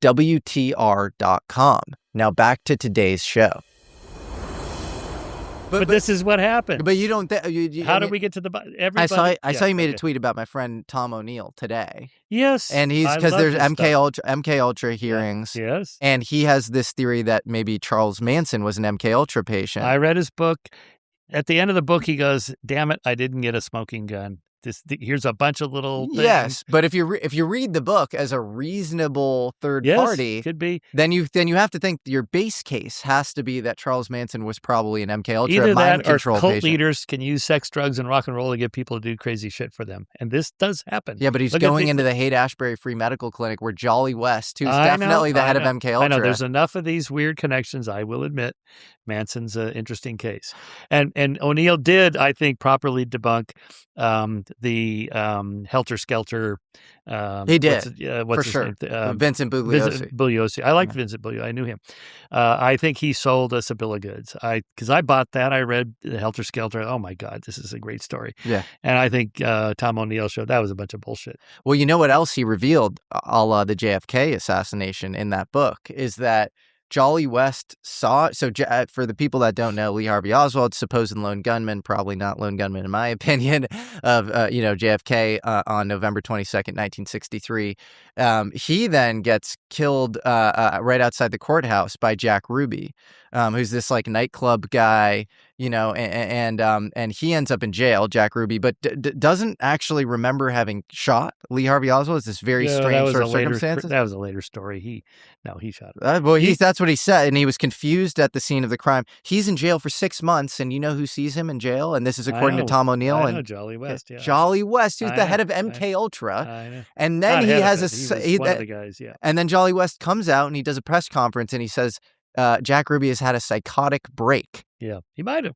I mean, he admitted I was really upset because I loved Kennedy and I felt bad for his wife, and that's why I shot him. But line in the sand, you have a psychotic break after you see the guy who's the architect of MKUltra? Come on. I know it's weird.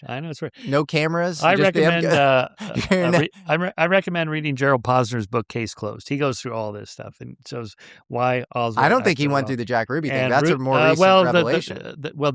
Okay. So, but the Ruby case, he was a short fused, angry guy. He got bites all the time. He acted just spontaneously. The perfect MKUltra candidate. Maybe. I mean, if you were the CIA, would you really want to hire somebody, a lowlife like Lee Harvey Oswald, a nobody, to pull off the greatest? Yeah, and that's why I said I'm a patsy. That's exactly who you'd hire. Somebody disposable. I mean, but somebody who's incompetent. I mean, he got lucky. He got the job at the School Depository building before they announced where the motorcade was going. That was just pure luck. Do you know who the mayor of Dallas was? Do you know he tried to assassinate Edmund Walker? I do. In 6 months April? before. Yeah, 6 months before. Yeah. He was a nut job. He wanted to be famous. He wanted to kill somebody. He was going to kill Nixon at some point, and his wife locked him in the bathroom and took his gun away from him. Do you know who the mayor of Dallas was? I forget. Earl Cabell. I forget who that is. He was the brother of Allen Dulles' number 2 at the CIA, the deputy director of the CIA. Okay, that's just random. That's just patternicity. I don't think so. Come on. We'll check with Gerald Posner on that. Seems somewhat significant. No, it is the fact. Those are facts. Those are facts. I know. Those are facts. I know. Like Oliver Stone's unfortunate movie, facts. JFK has all these things in there, half of which are just made up. I mean, there's a whole webpage dedicated to I think JFK, Oliver Stone's the pretty film, good. Going, here's what did Oliver Stone make up? Oh, well, there's a bunch of stuff like Lee Harvey Oswald could not shoot very accurately, and he shot Maggie's drawers when he was in the Marines taking riflery. Not true. He got the second highest rating. And Posner shows in his book his report from the riflery training. He had scored the second highest you could get. He was a sharpshooter. Okay, so And Oliver Stone got one thing not wrong, just one. but then he also there's pages of this. And if you go, you to said he was Dealey- incompetent before, and if you you said go he to couldn't kill Dealey Walker, Plaza but- and you look out the window, there's 2 X's in the road, and you can stand on the X's and look at the 6th floor room, or you can look down. It's close. It's really close. There's no way you could miss, right? And he was a sharpshooter. And they've tried. Sharpshooters have used the same rifle, and they can hit it no problem. They can get the 3 shots. So you have 1 shot already cocked and loaded. Boom, and then you only have to do 2 more, and then end of story. 8 seconds, no problem. We Easy. get deep into the issues with the autopsy that the coroner himself had, and the idea of the magic bullet, and there's missing frames that were published in the video in the Zapruder film. That, yeah. But I want to get back to UFOs. Okay. So the Gemini 7 case, I found the Pentagon kind of UFO drop to be lamer than I would have liked. I would have liked to see much more higher signal stuff. So I sort of agree with you there. I think some of the astronaut sightings were interesting. Maybe some are explainable by cosmic rays. I'm very open to that. But I think like John Glenn, with the little ice crystals. Well, yeah, ice sure. crystals, yeah. Which come off. And he sounds like, whoa, what is this? And of course. So the Houston goes, pound on the wall. So he pounds on the wall and they come off. It's like, oh, okay. So one of my favorites, because it so clearly separates any sort of false positives with, other misidentifications. Gemini 7, Frank Borman, they were actually specifically trying to travel the second stage alongside the booster. Yes. Right. And so for the rest of his life, he was like, this was not a UFO. Like, he downplayed it. And he was like, we were trying to travel, right next to the booster. It was just the booster that I saw. Right. In the audio, he clearly delineates the booster. And he says that that's at, 2:00. And then he says, there's a real object, and he calls it a bogey, which is basically code for unknown object. And he says that's at 10:00 high. Right. It was too far away, and it was off the right. And it it could not have been the booster. I'm going to read you another. And so then you're like, he was probably lying for the rest of his life. That doesn't make sense. All right. I'm going to read you another.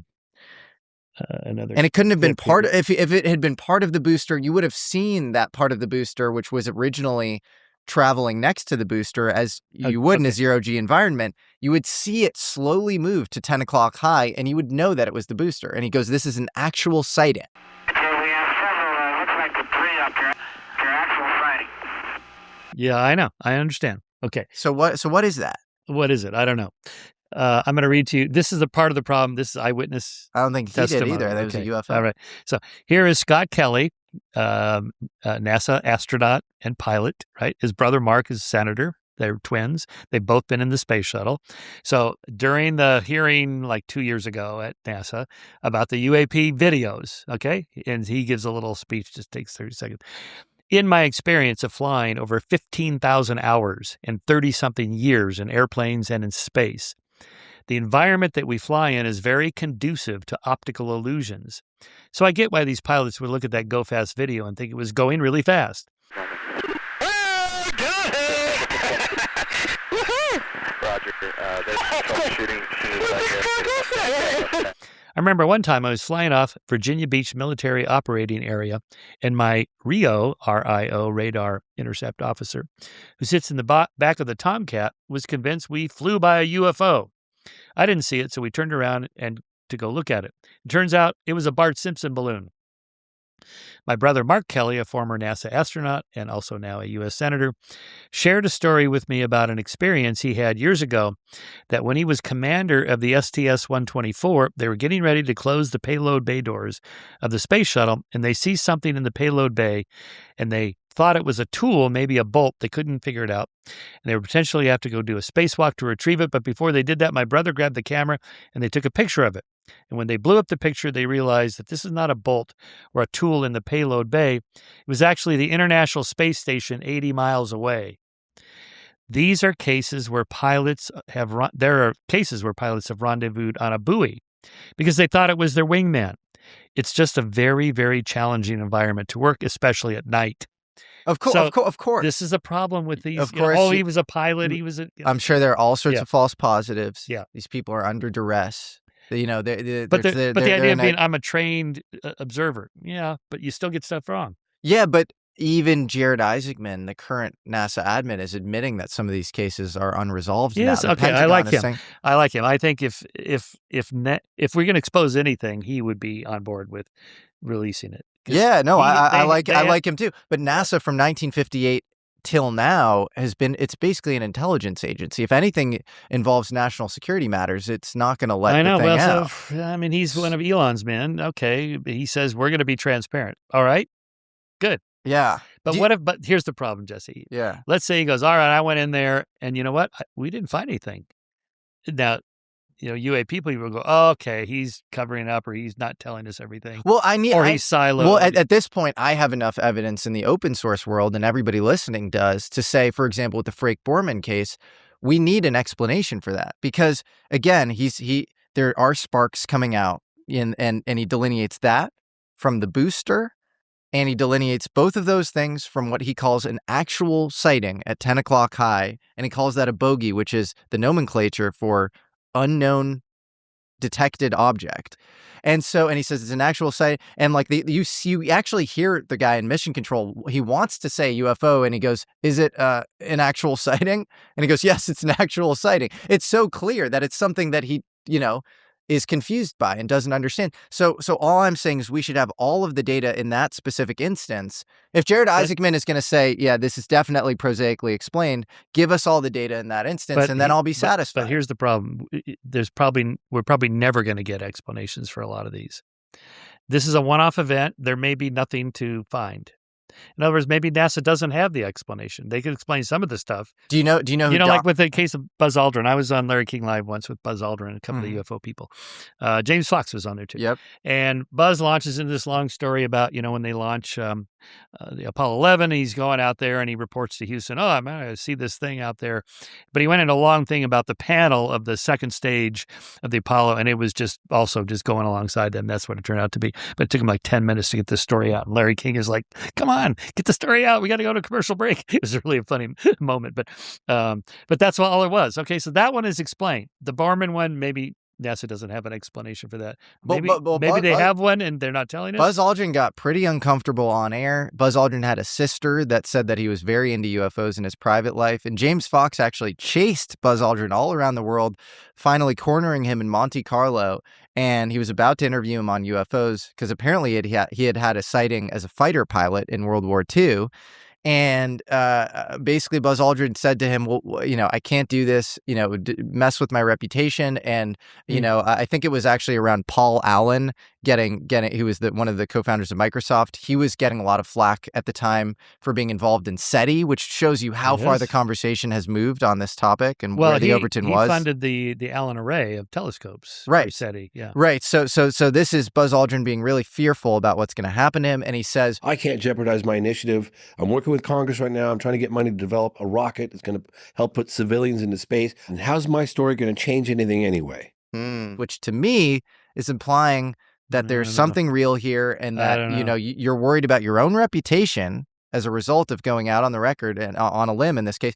Edgar Mitchell did just that. He was an Apollo 14 astronaut, and he ended up being all right. So there's a good example. Marginalized. How come is he marginalized? I mean, he's a famous Apollo astronaut. A lot of people said he went crazy and lost his mind after that. But he didn't. I don't know. You saw what Buzz did to Sibrel, the guys him in the face. Never went to the moon. Give him a knuckle sandwich. Okay. I have a hard time believing Buzz would be afraid of anything. He seems pretty fearless. One more interesting NASA data point is, do you know who Gary McKinnon is by any chance? So this was a guy who was working in bank security. He had basic IT skills. He was in the UK. This was 2003, I believe. I read the Disclosure Project book, Stephen Greer and his team. Mm-hmm. And they told you installations, locations. And so I thought I could use my basic networking skills just to do a scan, a light scan on American military networks, which is mad now. but back then it was just kind of like a playful idea. He was interested in Building 8 because a whistleblower named Donna Hare had come out saying that she had met somebody there who was responsible for airbrushing out. She was a NASA employee. This is on record. She had met somebody, in that building who was responsible for airbrushing out UFOs from real photos. And she had even seen one of these photos. I said, is this a UFO? And he's smiling at me and he says, I can't tell you that. And he said, well, we always have to airbrush them out before we sell them to the public. And McKinnon hacks in and he starts to see a UFO pop up and populate on a screen. It's a Tic Tac UFO and it's orbiting Earth. And the U.S. goes after him hard, and he is still on the Interpol watch list. And for 20 years, there's this crazy sort of witch hunt. They're trying to extradite him. Eventually, Theresa May ends up sort of protecting him. Why would you go after somebody that hard when there are actually other hacking cases where people broke into even more sensitive areas in the U.S.? What's their source for this story? If this UFO thing wasn't true, and it again comports with the Donna O'Hare. But what's the source? I mean, the source is himself. Or? Is McKinnon? Yeah. Well, okay. So and why would he play up the thing if they were witch hunting? Maybe he's mistaken. I don't know. He almost committed suicide because they were trying to extradite him. So he's not lying. Why would he try to play up the thing that they're getting after him people for? Are lying. Maybe they're genuinely mistaken. Maybe he thought something was happening and it wasn't. I don't know. I don't know this case at all. I was thinking of the David Grusch case because people have been bringing him up a lot lately. Yeah. Yeah, you said David Grusch is. No, I said Codswallop. You said no. Did I use that? Yeah. I deleted it. I issued a couple of tweets. I deleted them. I mean, you just X. You said he's a top 10 all-time bullshitter. Oh yes, that's right. The bullshitter. Bunkum, Blather, Codswallop. Yes, Codswallop. Yes, I find David Grusch to be incredibly smart and. I do too. Yes, but his stories. So you take those back. On, enough of the stories. But they're not stories. I'll give you an example with Grusch. But but one thing. Yes. He says he's never seen anything himself. He actually doesn't say that. He said in his original testimony, because you have to clear certain things that you say, everything that you say for somebody in his position through DOPSR, which is the pre-publication review for the Defense Department. Yes. And you mean in the congressional hearings? Yeah, yes. And he didn't clear one of these things, and I think he did later, that he actually does have firsthand experience with this stuff. I'm not aware of that. He also gave hundreds of pages to the intelligence community inspector general who called his claims urgent and credible. So why are you calling him an all-time bullshitter when the intelligence community inspector general because they're just stories. says he's legit? Okay, but they don't stories. think that. The intelligence community inspector general doesn't think that. Then show us. I would like to see that too, but clearly it's too classified to let out. Okay, there's a reason that it's Jesse, sensitive. Aren't you frustrated hearing these people going, I talked to somebody who saw the bodies interact with them. I talked to somebody who went inside the spaceship. Can I give you an example Can of you a show thing? It to us? No, we can't. Come on, show us. But think about he's this guy who's obviously operated in sensitive areas. He's handled the presidential brief, but he knows that he's doesn't have an understanding of all of the equities when it comes to the kind of American situation. He doesn't want to go full Ed Snowden. Ed Snowden did a lot of amazing things as far as showing overreach on the part of the NSA when it came to PRISM and Bull Run and all, harvesting consumer data. But he also, compromised a lot of Americans' lives abroad. Yes. So Grusch is making this explicit decision to not do that and to go as far as he can and to try to push the president to make, do all sorts of executive actions around this stuff and to make speeches around it and to make it clear, from the top down. So that was his explicit strategy. What's wrong with that strategy? Nothing. Show us. Come on. Okay, but again, Jesse, I watch all this stuff. It's like interview after interview after interview. I can't show you, can't tell you, can't classify. I got to tell you in this. Can I give you an example of so something? Frustrated? Aren't you frustrated? Aren't you like, damn it, show us? Well, I'll give you an example of something that he explicitly did say in coming out. He talked about a 1933 Magenta, Italy crash. 1933 was the first recovery in Europe in Magenta, Italy. They recovered a partially intact vehicle. News Nation itself went to the Vatican and checked in the Vatican files, said we couldn't find anything. Well, guess what? 1933 Magenta, Italy. I spoke to a man at the end of his life. His name was Harold Malmgren, who said that he was briefed by the number 2 in the CIA, Richard Bissell, who founded Area 51. And Richard Bissell told him about the Magenta crash in 1933. Yeah, what else did Richard Bissell tell you? He said this didn't start last week. This has been going on. He mentioned that in 1933 Magenta. He did? Yes. Richard Bissell mentioned the 1933 Magenta crash? Yes. That's amazing. So all of a sudden you're spanning generations. Now let's go continents. So you mentioned the Vatican thing. I tracked down Marconi's grandson, Marconi being the inventor of the radio. Yes. And I met his grandson because Marconi was supposedly part of this RS-33 cabinet, this special research group under Mussolini that was dedicated to studying UFOs. And I wanted to see if this was actually a real historical artifact, this group was real, or if this was all BS. Okay. Marconi's grandson said that he knew through the family, not through any sort of circular reporting BS, zero collusion with David Grusch, that he was part of RS-33, the special research group under Mussolini studying UFOs. In 1933, the Italian government set up this group, a secret research 33 cabinet, where Marconi was the president, and Enrico Fermi was the vice president, and they made some searches and studies on this phenomenon. So then you have to come up with this crazy thing of like Harold Malmgren is colluding with David Grusch, and they're colluding with Marconi's grandson in Italy. And David Grusch went out on a limb and a few years ago and said this, and it's proving to be true in the open source context. How come no one else has brought up this Vatican UFO 1933 story except for Grusch? That's not true. You have Roberto Pinotti wrote a book about it. He's an Italian UFO researcher. He wrote a whole book about it. And he shows telegrams at the time that clearly indicate there was some sort of press blackout, and they were trying to cover it up. And the most important one is the third one, this one. And he says, you see, on the personal order of Il Duce, absolutely no mention is to be made of the alleged landing of an unknown aircraft on national soil.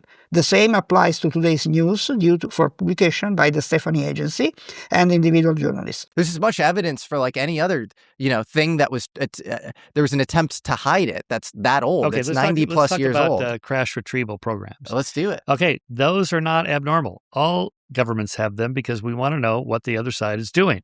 So famously, like during World War II, when a B-17 got shot down, they had to try to destroy the Norton bomb sight finder, so that the Nazis don't see how we were doing this, right? Of course. And we, captured some zeros in the Aleutians just before Midway, so that we could find out how come these zeros are such great planes and ours are way slower, So in other words, governments do this to find out what technology the other side has. That has nothing to do with aliens or orbs or whatever. Naturally. But then it gets weird when the same people in charge of those prosaic crash retrieval programs, people at places like Wright Airfield, which was responsible for recreating the German Pulse jet engine in 1943, are talking about material they've never seen before with weird hieroglyphics that's malleable and, you're talking about the Project Mogul balloon? High altitude balloon? It's clearly not Project. That's the funny thing about the cover story for Roswell. So we're talking about Roswell now, 1947, July. A flying disc came down. The Roswell crash. Army Airfield a balloon crash. They published flying disc and then they retracted it, which is strange if it were a balloon. Well, but it was secret, so they go like, "Well, we got to make up some." They've changed their story 3 times now, and the government admitted that. First, they said it was a weather balloon. Then they said it was, Project Mogul. Now they're saying that it's, pro-geriatric crash dummy children. That was Annie Jacobson. There's 2 different reports. So there was the 94 report and then the 96 report. The 94 report was about Project Mogul. The 96 report was about years later. They were throwing these anthropogenic dummies out the balloon thing at high altitude to test how pilots would do. And so their explanation was that when people said they saw these humanoid bodies, they were probably seeing these crash dummies. Yeah, but you can't have it both ways. It's either Project Mogul or it's a crash dummy. No, it's thing. both. The crash dummies. So their explanation all of a sudden was, the Occam's razor explanation sounds a lot more ridiculous than it's I have my doubts about Occam's non-humans razor anyway. But their explanation was there was a conflation of memory because this is decades later. I mean, don't forget Roswell as an incident didn't become a thing until 1980 when Berlitz wrote his book about it, and then Stanton Friedman and others got involved and started writing books and then films and so on. It became a thing. In the from 47 to 1980, Roswell was nothing. Exactly, because you were living in this Cold War era of secrecy where everything was shut down. But you have, somebody like Lieutenant Walter Haut coming out, with an affidavit, to be released upon his death, saying that he actually witnessed a craft. He saw bodies under a tarp. And, you know, this was this kind of memory metal thing, which totally comports with what Army Intelligence Officer Jesse Marcel said. Jesse Marcel's son said that he took the material home. If you go there, I was just speaking to a physicist friend who works at a venture capital firm and is like totally like, you know, hard-headed, you know, really smart guy, materialist reductionist. And he was like, yeah, I went to, you know, the Roswell site and I saw that a boulder had clearly been pushed into what was probably a sapling at the time. So the tree was growing abnormally around this boulder.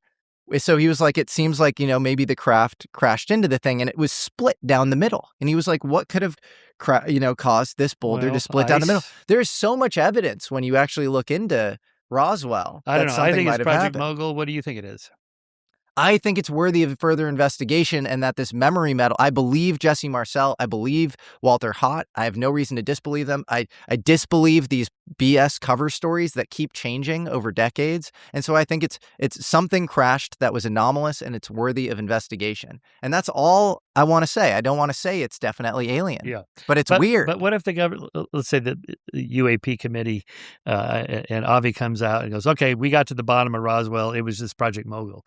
Would you then go, Avi's just not. He would need to. No. If he explained to me how he got there in a first principles way, I'd be like, Avi, you got me. Okay, so the boulder split apart like this. Cool. So the memory metal, it was actually this material they were using for Project Mogul at the time, which is especially reflective and helpful for detecting radar. Boom. I'd be like, have you seen easy, case closed. The story of the moving boulders in the Mojave Desert? No. It was one of these mysteries where these huge, they're like the size of this table. And then, you know, like the next day, it's like way over there. I mean, there's like a 2-ton boulder. And anyways, it was finally figured out that it rains or whatever, the moisture from the night freezes, and then the thing slides on the ice, and then it unfreezes, and then people come out and go, oh my God, look, there's this. So there's these, it's called the boulder racetrack or something in the Mojave Desert. Yeah. So it looks kind of spooky. For a while, it was like, ooh, there's something mysterious. Like, oh, never mind. I don't know. It's a little bit like the crop circles. You know, we've seen people fake them. Why do you think people who are at the top of the pyramid when it comes to American intelligence, people like James Clapper, you know, people like Brennan, why do you think they would come out in a movie talking about Roswell being real and there being, you know, a surviving being from Roswell? Like, why would they talk about and implicitly sort of endorse those cases if they were going to be looked at like sycophants years later and they didn't have some asymmetric intelligence that Roswell actually happened? Okay, my explanation for all these is that they're not making it up. They're genuinely reporting as best they can what people told them. So let's just take the case of Grusch, saying I talked to somebody who interacted with this spaceship. He told me it was a spaceship. Maybe Grusch is being truthful. This is what he was told. And the guy that told him that saw something that he indeed couldn't explain. Maybe it was a CIA, DARPA test drone or something. He's like, oh my God, I've never seen this before. It looks alien or something to me. So he reports that to Grusch, who then reports it to Congress saying, I know somebody that went. But the Roswell Army Airfield published flying disc and then retracted it in a panic. It's the Cold War. They're making shit up because governments do that. So do governments lie? They were doing the opposite, but that's right. They were making the cover story up. Probably, yes. Well, okay. In the 90s, so there was something. In the 1990 reports, they said, yes, we made this up because it was the cold. We didn't want the Russians to know we were launching these high-altitude spy balloons. It's just, it doesn't work. And it doesn't work when the story keeps shifting. Like, then you get into the crash dummy thing, which is the most recent story. And I'm sorry. So the crash dummy thing. So the skeptics have to get their story straight. They're saying it's two different things and that people are conflating memories together and that they're separate. That's all they're saying. Human memory is not reliable. And people are saying, at the time of the Roswell crash, I saw these bodies. And the government is going, no, you're conflating a later memory of the crash dummies with the Roswell balloon crash. The human memory not being reliable is also, you know, just as true for the skeptics case, yes, too. Of course. Yes, of course. Yeah. Okay. And then you have like a whole host of, like, I would now say on the UFO issue, you're a contrarian. I would say, seriously. In terms of the scientific community, no, most scientists don't think so. In the UFO community, yes. Science is lagging. I would admit that, but otherwise, you have presidents, you have Navy fighter pilots, you have astronauts, you have civilians. Okay, so Trump says we're going to get to the bottom. Part of that is because Obama gave that. He also told his son that something very interesting that happened at Roswell. Would you ever open up Roswell and let us know what's really going on there? So many people ask me that question. I know it sounds almost ridiculous, but it's actually the real question. It sounds like a cute question, but it's actually, there are millions and millions of people that want to go there, that want to see it. I won't talk to you about what I know about it, but it's very interesting. But Roswell's a very interesting place. I know. All right, let's see it. Yeah, I mean, I do trust that Trump means it when he says he wants transparency. He did that sort of begrudgingly with Epstein files, but he did that with the JFK files. There was no smoking gun. And now he's doing it 3 times. We're promised a 4th dump here, maybe this week. There's no smoking gun with the JFK files, because we're already oversaturated in data. We have everything on. We know. So you have people like. But wouldn't there be a paper trail like somewhere in the CIA because we got to pay Lee Harvey Oswald, send him some money, or send this guy with cash? Especially not if JFK said I wanted to scatter the CIA to the winds. Yeah, he said Dulles that. had a lot of power. But he was outside of the CIA. People say shit all the time. The CIA lied to him, and they said, if you invade Cuba, it's going to go great. Yes. And it didn't. So he's like, that's when he said, I want to. He's just pissed off at the CIA. But he fired Dulles. He actually fired Dulles, the director. Trump has fired, most of his cabinet members in his 2 terms.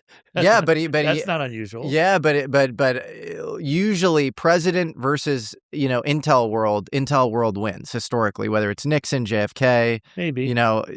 I don't want to get into, what might be happening. My concession to conspiracy theories is like when you get elected president, they take you in the back room and they go, okay, here's what's actually going on. You can't close Gitmo because of this. You can't stop the war in Iraq because of that. And they're like, oh, no. I said I would. And then they don't. I mean, this is the explanation. How come Obama gets the Nobel Peace Prize for his work on nuclear weapons? He didn't do anything. And my answer is like, well, they must have taken him in the back room and go, look, all our allies are saying you can't end, launch on warning. They're depending on this. No first use. We can't get rid of that. We have to threaten the Russians. And they're like, oh yeah, okay, never mind. Yeah, there is this thing where you run on this Mr. Smith Goes to Washington campaign. Right. And it's like, no, you need FISA warrants, no wiretapping. Right. And, we're going to close Gitmo, no more drone attacks, this is kumbaya.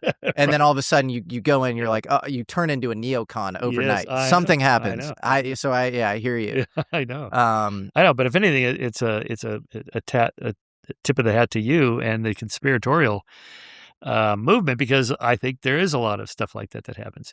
You're a tough nut to crack. Okay, I'm going to read you something else. I feel like I can't. Well, I mean, I can't get in there. We're just talking. But what is it you want to? I almost think an interesting inroad is like your relationship to the topic, because you were once abducted by aliens. Yeah. So, I mean, have I had experiences? Yes, I've had a lot of anomalous experiences. I have seen UFOs.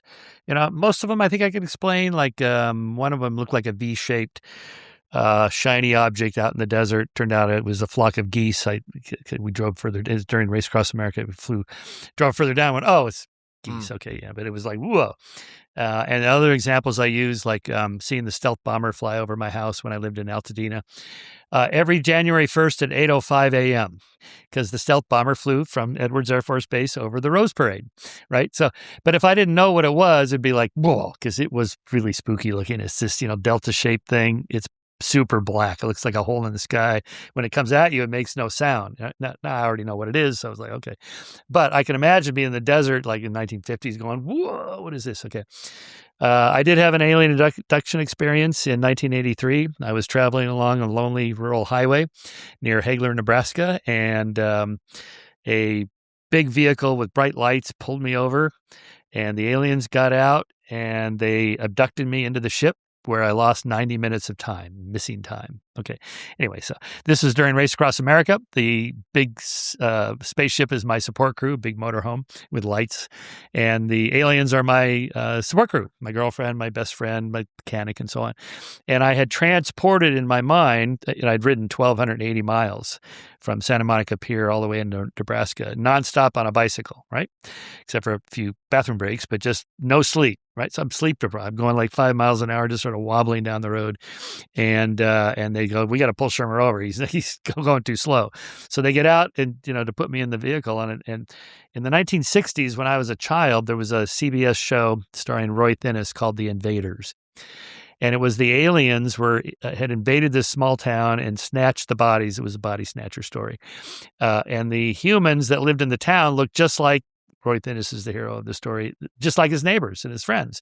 But you could tell that they were actually aliens because they had bent little fingers, right? Somehow they could clone humans, but they couldn't bend their fingers anyway. So I thought that. And then the next day after my sleep break, I'm like, whoa, that was wild. So you can go on YouTube. You can look under Shermer, abducted by aliens, and you'll see an interview with me with Eric Heiden. Eric Heiden is the Olympic speed skater. He was also a bike racer, and he worked for ABC Wild World of Sports, who was filming our race. And so he pulls up to me when I'm crossing the Mississippi River the next night, and he's like, how's it going? I go, not so good. I got abducted by aliens last night. He's like, what? That's a really very strange thing to happen to me last night. Thinking my crew was aliens from another planet trying to capture me. So I told him all about it. So I've always used this example of people that have experiences really have them. Schizophrenics really hear voices that are out there, not in here. The people that have abduction experiences. It's sleep paralysis almost surely. But do you think it's always explainable by Well, I sleep try to paralysis? explain. Yeah, because most of the cases. What about John Mack, head of the Harvard Psychiatry Yes, Department? I think he was a little too open-minded. I don't want to use the word gullible, but I think he took people's stories at their word instead of this person that's telling me the story had sleep paralysis, and they're reporting it as if this happened to him because they don't know I was asleep. So Edgar Mitchell, sixth man to walk on the moon, who we mentioned, Apollo 14 astronaut, he has a database of 5,000 plus, abductees. You were saying that all of those abductees, either sleep deprivation or another popular theme with like Bud Hopkins was using hypnotic regression. Okay, we know from cognitive psychology, hypnotic regression is not reliable. People use their imagination and just make stuff up. Right. So I'm fond of saying, do you think, J.R.R. Tolkien's Lord of the Rings is true? It's like, no, what are you talking about? He just made it up. I know. People have fantastic imaginations to just make stuff up. Do you not think that it's a viable and real method for recovering memories? No, that are shattered due to traumatic. No, we know it's experience. not. And we know this from the recovered memory movement in the 1990s. Do you know about the recovered memory movement? Tell me about it. Okay, this is a dark chapter in psychology history, but it's sort of a Freudian idea that if something bad happens to you, you bury it, you repress it. Yeah. And that in therapy, you can recover this repressed memory of this horrible thing that happened to you. Okay. This was long debunked, but it came back online in the late 80s and early 90s. These are adult people going to therapy for various issues, depression, anxiety, sleep problems, and so on. The therapist is saying, okay, it could be this, could be that, but a lot of people who were molested as children repress that memory and they have these symptoms similar to yours. And the person's like, I don't think I was ever molested. Well, you think about it, dream about it, we could talk about it. 6 months later, they're accusing their father, grandfather, uncle, whatever, of molesting them as children. These are like mostly women in their 30s now. There were hundreds of cases. So I do. I think memory is not reliable. Fallible. Those guys were all the people that were convicted based on these recovered memories alone. Were let out of jail. Some of the women sued their therapist for planting false memories. Would you admit that due to your own experience, you're looking at John Mack's whole data set and you're biased because of your own experience? Could I be biased? Of course, anybody can be biased. But what's more likely? Right, we know tons of examples where people falsely remember things. They conflate memories. Yeah, but when those memories involve real missing time, sometimes physical marks on the person. You think it's missing time. People have marks on their bodies from various things. No, I mean, in this book, there's a friend of mine at Ellsworth Air Force Base, 1977. He woke up 9 miles away. Well, it was the backside of the Newell Lake Reservoir Dam. And that is about, on the map, about 8.5 miles away from November 5. He says he did. From the base. He said No, maybe he and a partner both did. Okay. And both of them weren't into like aliens at all. the Travis Walton case. I think he just made it up. I think he was just late getting the job done. And he didn't pass a lie detector test, by the way. I was on a show with him in which it was called, I forget what the name of the show was, but you had to. Do you think those are not? Do you think those are fully perfect? The lie detector tests? No, you can beat them. Yeah. But he said, I want to take a lie detector test, and he failed it. Does it mean anything? Probably not. I mean, you can't use them. They measure stress specifically. You can't. And okay, thinking about we did being on live television. We did whole issues of Skeptic on light. It's not reliable. This is why they're not allowed in court. Okay. Right? So you were using it as a rhetorical argument. Well, no, that but you're now retracting. Not retracting. He said, "I'm telling the truth. I'll take a lie detector test." He didn't pass the lie detector test. Yeah. That's not why I think he's lying. I think he's made it up because he was late finishing the job. So you think like the Greys, for example, that seem to be just a common, consistent archetype of what people see. Well, not just the Greys. Don't forget the Norwegians and the lizard people. No, that's right. So there are others as well, but they're often fairly consistent. You know, it's those two. Well, but some of that is due to cultural influence, right? The moment that Bud Hopkins publishes his book with the alien with the bulbous head and the almond-shaped eyes and tiny nose. Communion? Strieber, yes. Yeah. Sorry, Strieber, yeah. I met him in the green room at Bill Maher's show, Politically Incorrect. So I'm just chatting, like, what do you do when you're not writing about being abducted by aliens? He goes, I write science fiction and fantasy. I went, oh, okay. He's got a vivid imagination. He thinks this happened to him. Okay. I'm not saying he made it up. Yeah, but people have experiences. You can't rule it out entirely just because of that. I would say the vast majority, we have explanations, and it's okay to say maybe there's some that this doesn't fully explain. And maybe they weren't using hypnotic repression.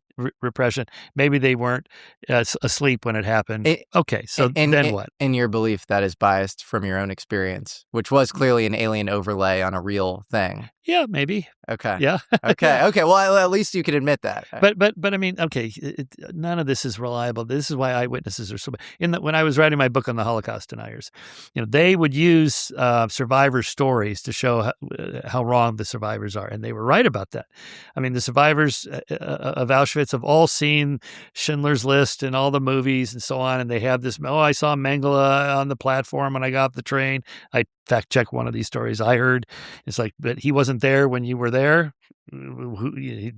This woman's remembering seeing the movie about Mengele, right? And I saw the flames coming out of the chimney at Auschwitz. No, that's not possible. The crematoria is over here with the ovens, and the chimneys are over here. That has to go through. You could not have seen the. Okay. This kind of stuff. So people, they're not reliable. And this is why But that's a good example because the Holocaust, you're saying the Holocaust happened, right? Oh, yes. But then the memory, the specific memory is not reliable. So you could say that an alien abduction happened, but the specific incidental, details are often wrong. That could be. But if that's the only thing you have, but we have way more than that for the Holocaust. The Holocaust is only tiny supported by eyewitness testimony. Yeah.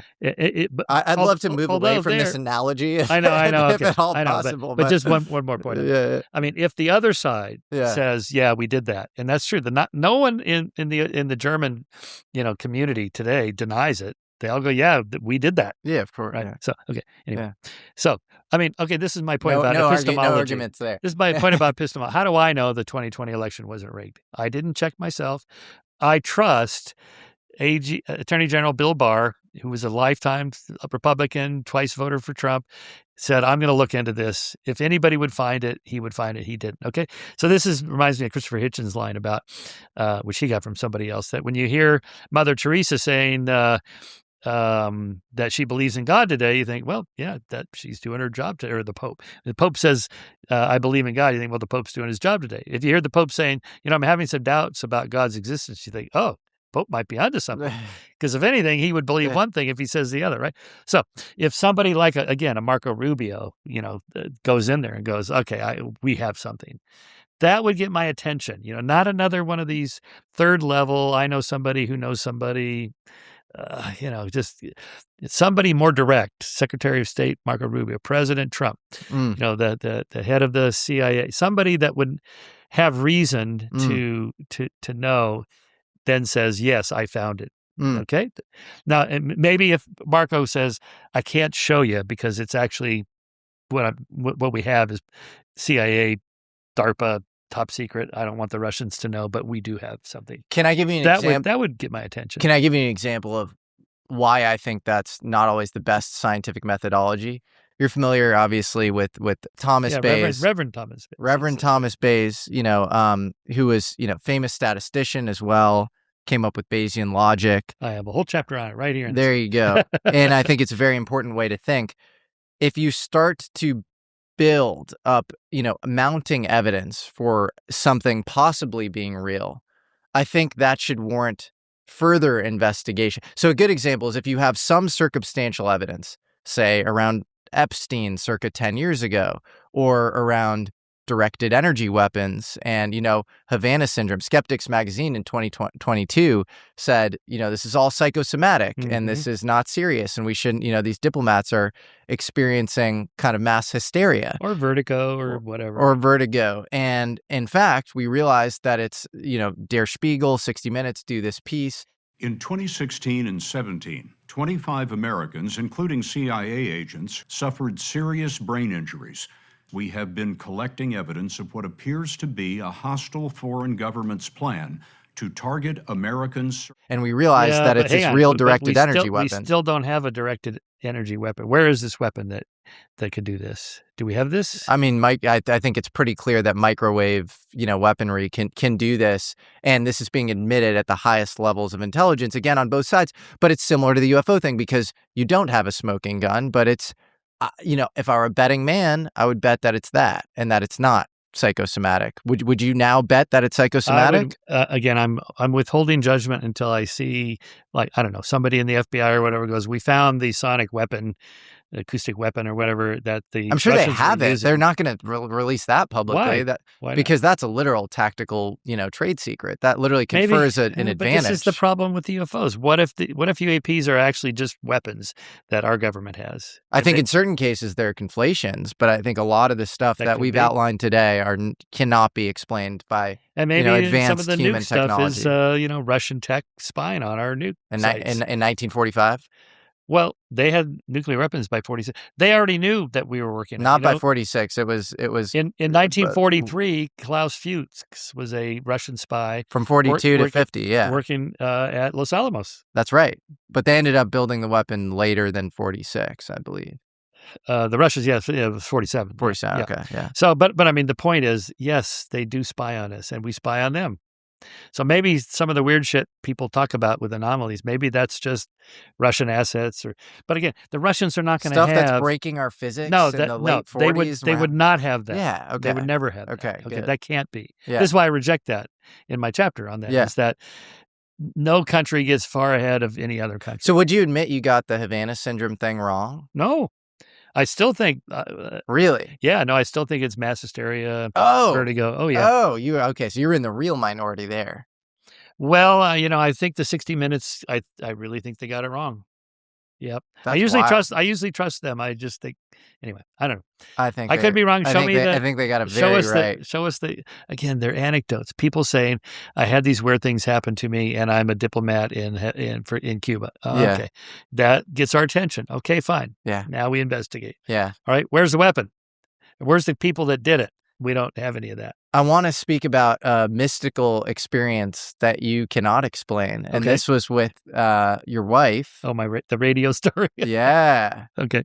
Can you tell that? That's fine. Yeah, sure. No problem. I mean, this is a popular, because I wrote about this in Scientific American because I do want to keep an open mind and I want people to also keep an open mind just in case, right? So, so I got remarried in 2014. So when my wife Jennifer moved to the United States from Cologne to be with me, which I still think it was a big mistake, but don't tell her that. Just kidding. So she, so she'd come here and I went there and back and forth, and I tried to navigate the immigration system, and it's a mess online. So I just hired an attorney, and we went to see the immigration attorney. They're like, if you keep this back and forth stuff, they're not going to let her back in. So I'm like, oh, okay. And, what should we do? Well, you should get married. If you're going to do that anyway, we're not telling you to do that, but if you're going to do that anyway, sooner is better.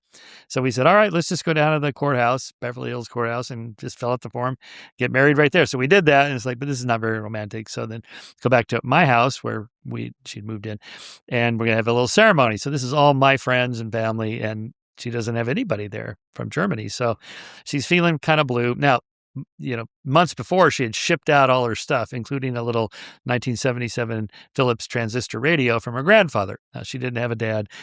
So single mom raised her. So her grandfather was sort of her surrogate dad, and they used to listen to the radio together. So she always kept that and sent that to me. And I tried to get it working. I couldn't get it working.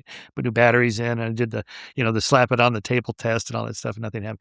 Anyway, so before she even got there, I just threw it in the back of the drawer in the bedroom in the big, desk, and nothing ever happened for months and months and months. And then the day we get married, we're just kind of standing around, we hearing music. And so we go back to the back bedroom, and it's like, there's music. And is it the house music system? I don't really have one. Is it my laptop with the iTunes? No, it's not. Is it the neighbors? No. And it's like, I get closer to the desk. It's like, it's coming from the desk. So I open the drawer, and there's the radio on, perfectly tuned to a station playing beautiful romantic music. And it's like, whoa, this is fucking weird. What song? I don't remember the song. I think it was a classical song. Jennifer and I like classical music. And anyway, so it was something like that. It was perfectly tuned. And it was just kind of a moment of like, oh, so it's sort of a connection with the grandfather.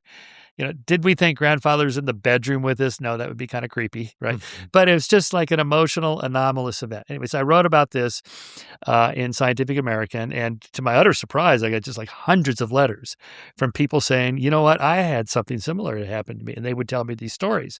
I mean, one went on and on about I had this necklace, and I was going to marry this guy, and I didn't, so I got rid of the necklace, and then like 25 years later, I'm in Jakarta or somewhere, and there's the necklace. It's the actual necklace. Wow. Yeah. I mean, there's like hundreds of stories like that. Do you think it's possible that her grandfather was in the room with you? In a connection, maybe. Yeah. I just keep a little door open just in case. That. Yeah. Would that be a nice reality? If I think so, as long as it's not creepy, like grandfather's in the bedroom when we're fooling around. That would not be cool. No, that wouldn't be cool. But there's some rules about that. Yeah. I don't know about the afterlife, Jesse. I wrote a book about this, Heavens on Earth. I concluded that nobody knows what happens after you die. We don't know. I'd be happy to wake up and I'll go like, oh, so this is what it is. Okay. Because we don't know what consciousness is. We don't have the solution to the hard problem of consciousness. I write about that in here. It's like, nobody knows. And you look on Wikipedia, there's like 24 theories for the hard problem of consciousness. Like, well, okay, we don't know what's going on here. So I guess in that sense, we're seeing everything through a headset, through this like very limited scope. And so totally. Then you get into this area of kind of radical Cartesian doubt. And, there's a whole host of possibilities as far as non-human intelligence, but also we even seeing... Didn't you have Hoffman on your show? I did have Donald Hoffman. Yes, I know him. Yes, and he says the likelihood that we see base reality is zero. I think he goes too far. His stuff about, species-dependent perception, that's correct. Particularly colors and smells. Yeah, like the what's the beetle in Australia that sees the brown beer bottle? Yeah, the beer cap, and then thinks it's the mate. The model beer bottle looks like a female. So that's right. Okay, that's true. But so my response to that is, let's say a bat sees this, whatever it's seeing with its sonar echolocation, it's not what you and I see. It's a different icon on its brain. But there really is a mic there, and if the bat flies, it's really going to do this. It's going to go around it. But the characterization of the mic is fully dependent on your conception of a mic, which is based on your observation of the mic. Philosophers that's not the bat's mic. Yes, but there's something there. So philosophers make a distinction between like colors and sounds versus but it could be something there that's entirely different. Physical objects, like touching a physical object. This isn't species dependent. The bat, the dog, whatever, is going to feel it. That's really there, even though it looks different, like a shark icon, whatever it's like to be a dolphin. I don't really know. But whatever a shark looks like, it surely doesn't look like what it looks like to me. Do you think that? But there really is a shark in the water, and it really should avoid it. Yeah, right? That's right.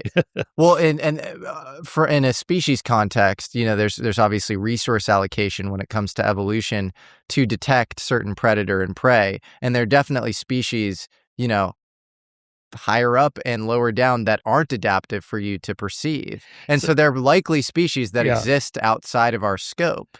Okay. Like, would you admit that?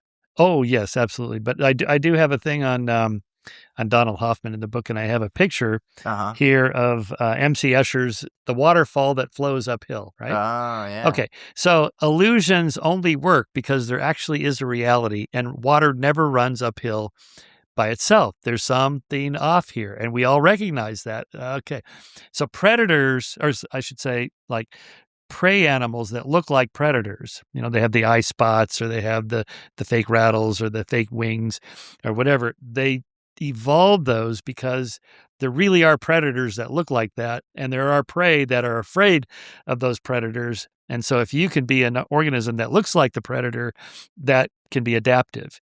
But that only works if there really is a reality, that there really is a predator. If there is, it's a reality, but it's a reality that it's hard to say a lot about. Science is only true insofar as it's useful, and so it can be predictive, and you can create technology from it. But there are things in physics, for example, like the Planck's constant, or gravity, that seems so finely tuned. This is the anthropic principle, where if they were slightly different, we wouldn't have a habitable Earth. And you could say that's a bunch of rolls of the dice, and we got lucky, or you could say that this is all an interface, and that physics actually comports with what is adaptive for our survival. And so physics is actually downstream of our biological needs to survive. I disagree with them there. Why? It's really hard to argue. Let me use another argument. Okay, so when you see Penn and Teller or David Copperfield, Penn and Teller, Teller walks through a wall, or Teller makes the Statue of Liberty disappear. Okay, this is fun. It's people like, whoa, where did it go? Does anybody actually think Teller can walk through a brick wall? No. Does anybody think Copperfield is actually moving the atoms of the Statue of Liberty in somewhere? An extremely unlikely instance of electron coherence, where you don't get electron repulsion. Right. These are magicians. They're not doing this. No, but this is my point, because what would you say? Quantum mechanics is fake? No, it's real, right? But it implies that all subatomic particles are probabilistic in nature. Yes, but what does that mean? This table is solid, even though the atoms that it's made out of are mostly empty space. But what is the jiggling atom? of the atoms makes it solid piece. But these are all just placeholder names. But that Jesse, we the movie and book, The Men Who Stare at Goats, right? Yeah. So General I interviewed the guy who was the basis of that character. Oh, you did? Yeah. Stubblebine, that guy, or the other one? No, so not General Stubblebine, who's head of Army INSCOM, but Carrie Cassidy is based on a guy named Lynn Buchanan, who's a famous kind of Army psychic spy remote viewer, and I just interviewed him. Well, in the movie, they show him, I'm going to run through this wall now because it's mostly empty space. And he runs into the wall, splats back. Because, of course, there really is a reality. Well, you cannot walk through walls. It doesn't matter what the quantum physics says. You can't do it. I'm not going to die on that hill. But I'm just trying to, imbue this conversation with a little epistemic humility on what we can say about, reality itself. Ultimately, I do want to, just going back to your story, the Philips transistor radio. Oh yeah, right. I want to quote you to you, because this is so eloquent and beautiful. You wrote in the Scientific American, "If we are to take seriously the scientific credo to keep an open mind and remain agnostic when the evidence is indecisive, we should not shut the doors of perception," quoting Aldous Huxley, or William Blake, actually, originally, "when they may be open to us to marvel in the mysterious." That is so beautiful. I wrote that? Yeah, you did. I think you're running from your shadow. You're a secret mystic. Do you want to have a mystical experience? Okay. All right. Yes, that could be. No. I meant that. I do believe that. I do try to keep an open mind. I'm not as dogmatic. I'm not like one of the angry atheists, the new atheists. I'm not like these hardcore materialists that say never, ever, ever, ever, just in case, right? Yeah. I think a lot of things can be explained, but not everything. Okay. All right. So there's always these anomalies. I'll read you two examples. Okay, I let's use in do the it. book. Okay. And that's why I enjoy talking to you about these are coincidences, right? Yeah. So here I'm discussing statisticians Percy Diaconis and Frederick Muller about coincidences. So here's an example from the skeptic and science writer Martin Gardner. One day, Martin was perusing a used bookstore when he came across a familiar title. His father had given him a copy of that book when he was a child, but he had lost it during a move many years prior. As he considered purchasing this replacement copy, Gardner flipped through the pages and found his own handwritten notes in the margins. It was the very book Gardner had lost. Okay, this is even spookier. Coincidence that happened to the actor Anthony Hopkins, who in 1972 was signed to star in the film adaptation of George Pfeiffer's novel, The Girl from Petrovka. Hopkins went to several London booksellers to purchase a copy, but none had it in stock. Heading for home, he chanced upon a book on a bench at the Leicester Square tube station. Unbelievably, it was The Girl from Petrovka. 2 years later, when Hopkins met Pfeiffer and mentioned the coincidence to him, the author noted that he had lent his last copy to a friend with handwritten edits in it for the American edition, changing labor, L-A-B-O-U-R, to labor, the American spelling. For example, when Hopkins flipped open his copy, he saw Pfeiffer's annotations. It was the very same book. Wow. Okay, that's pretty spooky. All right, so then I discuss, well, it could be this, could be that. I mean, how come he didn't find a copy of Silence of the Lambs, or something like that? We remember the hits, we forget the misses, and so on.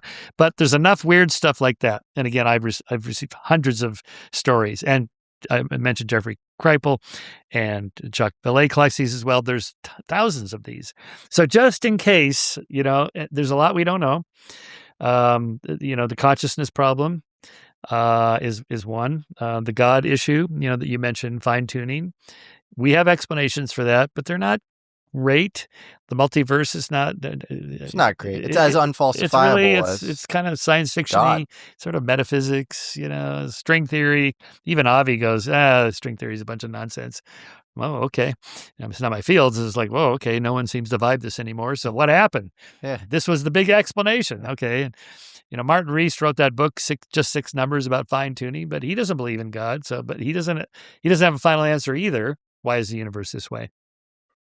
So I think these are what I call known, maybe unknowables. Okay. We're coming at it the wrong way. We're asking the wrong questions, like the consciousness problem.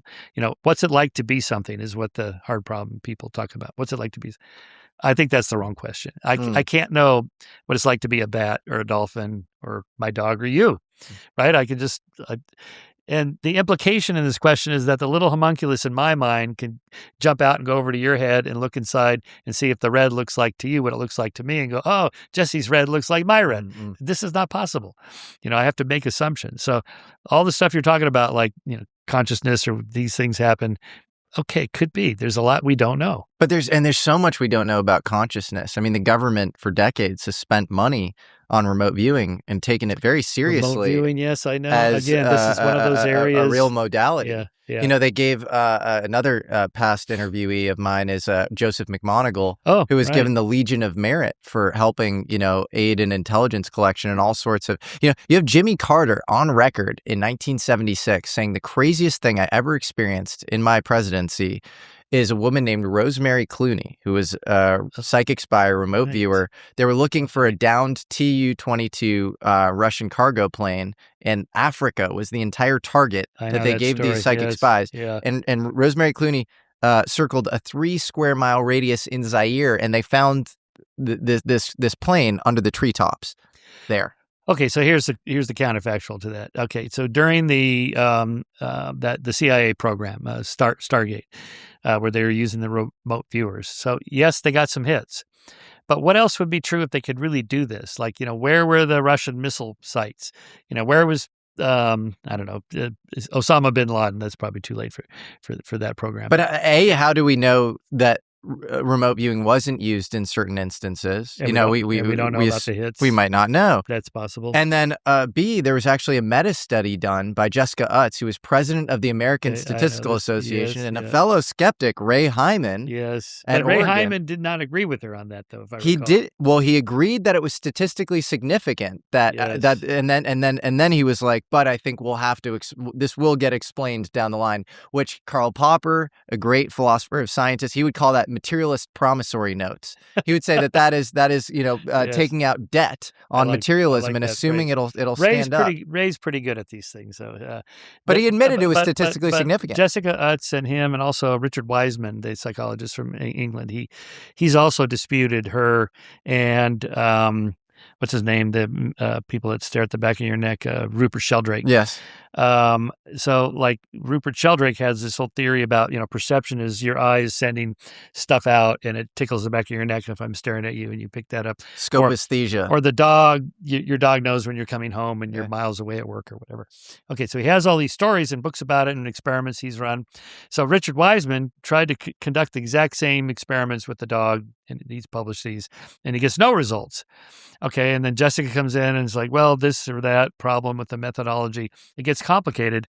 And so, Rupert is going, it's a skeptic effect. The skeptical energy interferes with the very weak power of the psychic, whatever. Okay, so here's my problem with all this is that so many of these things are not replicated. So we know that in psychology, probably half of all studies ever published should never have been published. This is the replication crisis. Yes. This is very disturbing and worse than psychology in medical research. These studies are so complicated and so expensive to run that a lot of things pass peer review that probably should have never passed, or they were p-hacking or whatever. So ever since the replication crisis started in 2010 with Daryl Bem's research on the backward causality, that's how it began. And so for your viewers that don't know this story, because I would always be asked, what would it take for you to believe in psychic ESP, psychic power, or whatever? It's like, well, how about a real scientist at a real university that conducts a real experiment and publishes it in a real peer-reviewed journal? And that happened. Yeah. Okay, Ben did this. Okay, not very many. This hasn't happened very often. But this in the psychic context, that's happened. Well, they're psychic journals. But this is a mainstream journal. He published this in Social and Personality Psychology, which is like the top journal in psychology. He's at Cornell University. He's the great Daryl Bem that has a stellar record. So he sets up subjects in front of a screen, and on the screen you have to take a pick. You press one key or the other key. Will the image come up on the left screen or the right screen? So one image is an emotionally neutral image. The other one is an emotionally arousing image, like a pornographic type image. And so the subjects guess which one it's going to be. Okay, it should be 50-50 is your prediction. All right, so it comes out statistically not statistically significant that they did it above chance. Okay, that was his finding. Before the computer decided with this random number generator which side of the screen the image would appear on. Okay, that's the key. So this was what he called backward causality. They knew before the computer even decided which side, left or right, that the image was going to come on. All right, so that was a big story. He got a lot of media attention. Daryl Bem went on Colbert Report and told this story, and he famously joked, it's extrasensory pornception, right? And I remember thinking, okay, backward causality, the second law of thermodynamics, entropy, there's an arrow of time. What are the chances that a social psychologist has overturned 400 years of physics by showing pornography to college students in a lab? Come on. And so Ray Hyman famously went through the whole paper, and then the journal also published a critique by somebody else, not Hyman, somebody else. This is the methodological problems with the study. No one was able to replicate it. Richard Wiseman and Stuart Ritchie replicated the exact experiment and got null results, sent it those results, their paper, to the same journal who rejected it, that said, we're not interested in null results. Another problem with psychology. Yeah, null results are important, right? They are, of course. And I think we're in the Stone Age on whatever is going on with extrasensory perception. So I think there are very weak effects beyond the standard deviation, as shown by this, statistical analysis of the Stargate program and, the Gansfield method that Ray Hyman and Jessica Utz actually looked at. But you look at the Princeton, Engineering and Anomalous Research Lab, which was started by Bob John, who was the dean of the engineering school. You look at what Stanford Research Institute was looking at, and just the very fact that the U.S. government is willing to pay for this year over year, even despite the optical scrutiny of remote viewing, seen as sort of this super quacky thing. I think. Well, the government's done a lot of programs like that. MKUltra came out of the fear that we're losing the race to the Russians on mind control. The Russians, Chinese, and North Koreans. And it was a vital program that's now being investigated by Congress. It turns out you can't control people's minds. You can't create a killer like that. It doesn't. There's How no do you drug. know that? Oh, there's tons of research, cognitive psychology now, that can you actually control people like this? And the answer is no, you can't. There's no magic drug. There's no hypnotic formula you can use to make people like kill the president or whatever. How do you know that? Well, the research shows you can't do it. I don't know if that's right. Yeah. Now, you could do it by, say, more globally, like like religion. Take 9/11. How can we get? Okay, how can we design these missiles to take down the World Trade Center building? It's really expensive. It's hard to do, and so on. I know. Let's just get some guys to take over some planes and fly them in there. How do we do that? We promise them an afterlife. So religion can do this, right? That's a kind of programming that probably doesn't work for most people, but it works for some. Right. But I'm trying to make a larger point, which is that science needs to be perfectly repeatable and it needs to be able to be turned into math. And that's really our criteria for calling something science. Something could be phenomenologically very real, show weak effects, and we can't perfectly manipulate it in a lab setting over, over and over again. That could be a problem. Yes. And so science has this very limited criteria, and I would put ESP in that bucket. It could be. Okay. Yeah, it could be. I mean, there are limitations to science for sure. I mean, there's a lot of progress, a lot of good stuff we've done, a lot of things we don't know. Again, these known unknowables, I think. Yeah. Free will and determinism, consciousness, God's existence, why there's something rather than nothing, the fine-tuning of the universe. These are all really hard problems I talk about in the book that, that we may not solve them the way we're going. This is why I wouldn't mind being chronically frozen and brought back 500 years from now. Oh, so that's what dark matter is. I see. Okay. That was obvious, something like that. Much like if you and I can imagine traveling back to the Middle Ages before Newton and Galileo and all that and go, wow, these people think completely differently than us. Yeah. Totally different worldview. Yeah. I can't help but thinking, what if I live 500 years from now? It's like, oh, Einstein was interesting, but he completely missed whatever. Well, it would be quantum physics, I guess, but whatever comes after that. Yeah. Right. That we're not thinking of. Totally. No, I think that's important to say. And another place I don't want to say challenge you, but I'm curious what you would say here. Historically, present day heretics get vindicated as, future pioneers. Most don't. Okay, the fringe challenge heretic people, they're wrong. Correct. We have survivorship bias. Yes, yeah. But many people who have contributed to science were considered heretics in their time. It depends. Anti-establishment thinkers. I mean, like Einstein, he worked at a patent office, general relativity, all this stuff. But he went and got a PhD at a normal university, published in peer-reviewed journals. He knew all the top physicists. He was an insider. But he wasn't just some plum. Relativity was seen as a total novel curiosity. It was completely marginalized until the 50s in the golden age of relativity. No, I'll tell you when it happened. It happened in 1919 with Sir Arthur Stanley Eddington led the expedition for the solar eclipse test of the bending of the starlight around the sun from the distant stars, which you can't see during the day, but during eclipse, you can see the stars, take a photograph of them, compared to the photographs taken at night, and you can see they bent just the exact amount that Einstein said they would be bent, because it's not gravity pulling the light, it's the bending of this. That's experimental proof of the theory. I think it was that's still... when Einstein, well, no, there's a New York Times headline. The universe's light is all askew. Einstein discovers whatever. So he became famous after 1919. But it was not canonical physics like quantum mechanics was, which he was also contributing to. Well, but he didn't. So he became a bit of a grumpy old man and had a hard time accepting spooky action at a distance. Can I give you another example? Marconi flunked out of all of his classes, and he tried to send a radio signal across the Atlantic, and he thought that maybe radio signals bent and curved with the Earth, and he was totally wrong, but he tried anyways. And in fact, the radio signal bounced off the ionosphere, and it worked. So he was funny. Right because he was wrong. And like, I can't tell you how much of Eric Weinstein, my former colleague, he would call it like cowboy science, where like you're going out on a limb and you're trying a thing, and maybe even for the wrong reasons, and then you get it right. And so. Okay, but at some point, he's right because it works. But we have experimental proof market proof. Is there one non-consensus thinker now that you would get behind? I don't know, because if I knew, I would get behind him. But it's important to do that work, right? To take bets on. Absolutely. Okay, so I'm in favor of the Graham Hancocks of the world going on Rogan and telling their story. I think this is great. Okay, good. Totally fine. I mean, Joe talks to all these people. Yeah. I've been on there 7 times and, he's going, here's my opinion. And he doesn't agree with me. Whatever. Fine. That's fine. Let everybody have their say. I mean, I watched Robert Malone on his show. It's like, all right, I'm not really vibing this, but, okay, I'll listen to it. I'll go look it up myself. I don't like these people to go, Rogan shouldn't platform these people. Why?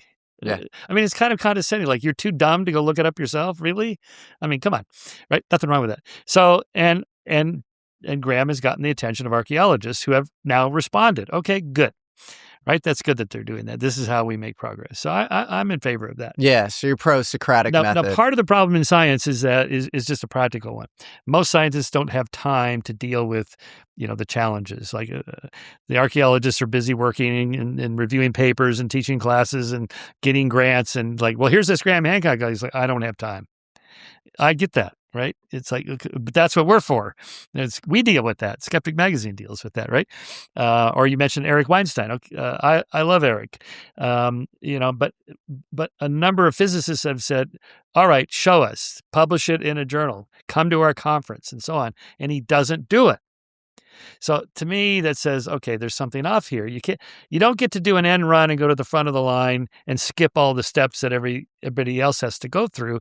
You've got to present it. Here's my theory. Here's my evidence. Now, what do you think? Yeah, but like the politics of academia, like if I tried to write, I was some garden variety professor, and I tried to write a paper about a UFO crash, I would be laughed out of the room. That's starting to change. But there's still real stigma attached to it. Okay, I will admit it's so Avi's talked about this. Like he wrote a paper about 3-Eye Atlas, and it's probably a comment. It's comment, but it has these weird anomalies. So last paragraph, let's not rule out the possibility it could be an extraterrestrial light sail or spaceship, whatever he called it. And so he said, he was telling this on a Zoom meeting. The journal editor goes, "Okay, this is a great paper, but you have to take out the final paragraph." He goes, that's not science. Yeah. I mean, the whole point is like, here's what we know, here's the methods and so on. Here's our final speculation. That's okay. Because what if that's the right one, right? So I don't like that. I admit that does happen. The other problem with peer review, again, time. A lot of papers get pushed through because they're not really read. And I know this. I get sent papers for review. For most of them I don't do because I don't have the time. The fewer I review, it's like, damn, this is taking me hours to read this. And here's all these statistics and like, geez, if I really run through this, I'm going to spend like 2 days on this. I don't have time for this. And so you're tempted to just go, oh, it looks good to me. And then so stuff gets through. And I'm sure this happens. I'm absolutely sure. And here's another complaint.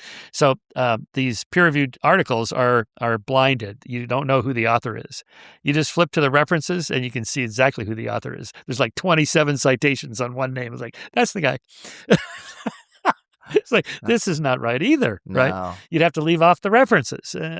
There's, and the p-hacking and all that stuff and the file drawer problem, some of that's, so now you're supposed to post what you're going to do ahead of time on these sites. Avi does this, which is good. These are all the things I'm going to do, and I'm going to report all of them, and you can see what happens. I think prediction markets would be a really interesting use for, some of these like nature of reality truths. Like, oh, you believe in it? Okay, bet on it. And this is based on actually the work of, there's this guy, Philip Tetlock. He wrote a book called Super Forecasting. Yeah, and it was all about how, if you predict a thing and you put skin in the game, this is Nassim Taleb 101 as well. Yeah. You're more likely to make money, to be right rather than one of these sort of armchair pundits that's like wrong all the time. I have a discussion of this in my book because the prediction market people, the super forecasters, Phil calls them, they're more Bayesian.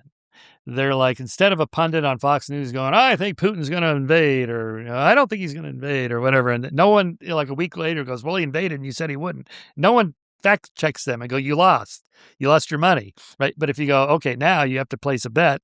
All right, now, how often does Putin actually do these things? Or what is the base rate of terrorists? Like, when's the next terrorist attack going to happen in Gaza or whatever, Israel? Well, there's prediction markets. So the guys that make money are Bayesian. They're like, okay, how often does Hamas actually attack? What's the base rate? And then are there any tensions now? And then they put probabilities on it and then they place their bets.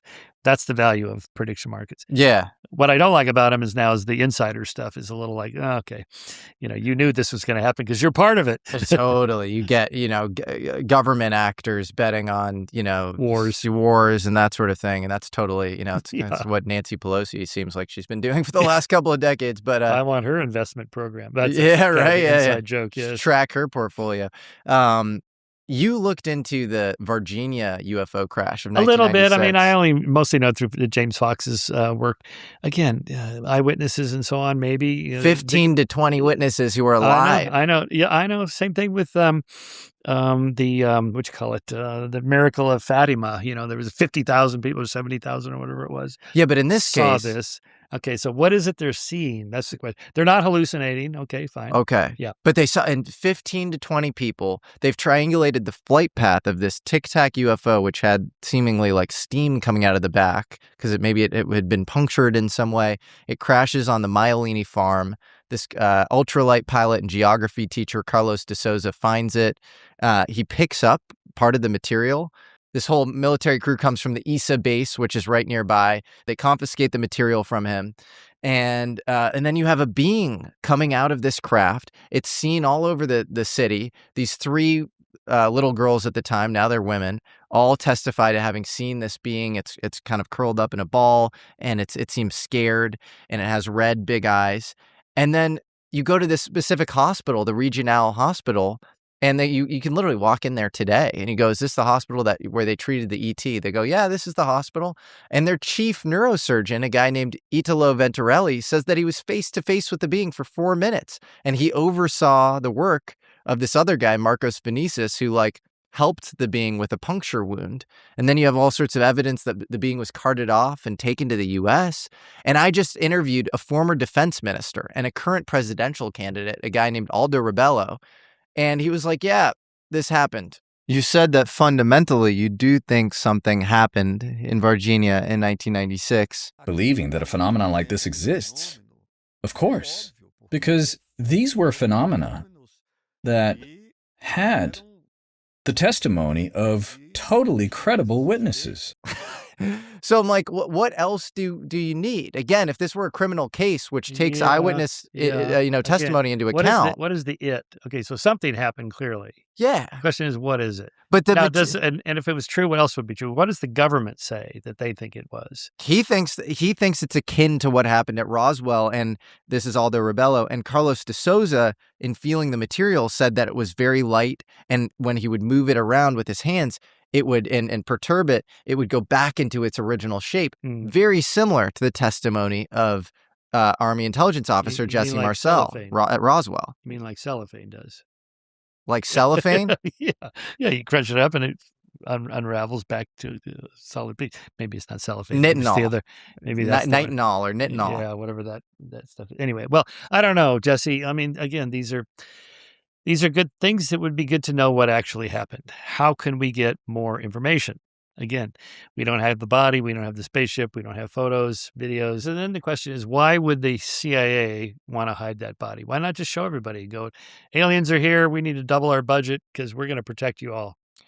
For the reasons outlined in the Robertson memo, they would touch off mass hysteria. Hal Puthoff, I don't think it would touch up. Why do people think that? I agree with you. I'm just saying, if you have this old school mentality, do you know who Hal Puthoff is by any chance? Of course, yes, famous scientist in UFO space, but also in sensitive kind of military world. And he says that he, along with Stephen Hadley, who is a national security advisor of George W. Bush, they did this whole kind of review panel of what does disclosure look like, and they all came in pro disclosure, and they weighted everything from economic destabilization to sociological or religious destabilization, and they came out of it being like, disclosure is not worth it. Again, I wouldn't make that call. I think it should all be out. No, but let it all out. Yeah. But do you think that maybe that's been the case? I mean, I do think governments overcorrect on the security and secrecy and classification. They do that. There's a lot of stuff they don't need to block out. Especially old stuff. I mean, come on, the Soviet Union's been dead since 1991. It's time. What happened in 1947? I mean, who cares? Yeah. They just show us, right? Well, I'm hoping again, part of the UAP Science Advisory Committee, that someone like an Avi Loeb with connections to people in the government, which he does, they really admire him. And like, okay, we're gonna show Avi what happened. I'm hoping. I hope so too, and I hope you get access to the goods. Well, how do you think you'd react if you were taken into a hangar?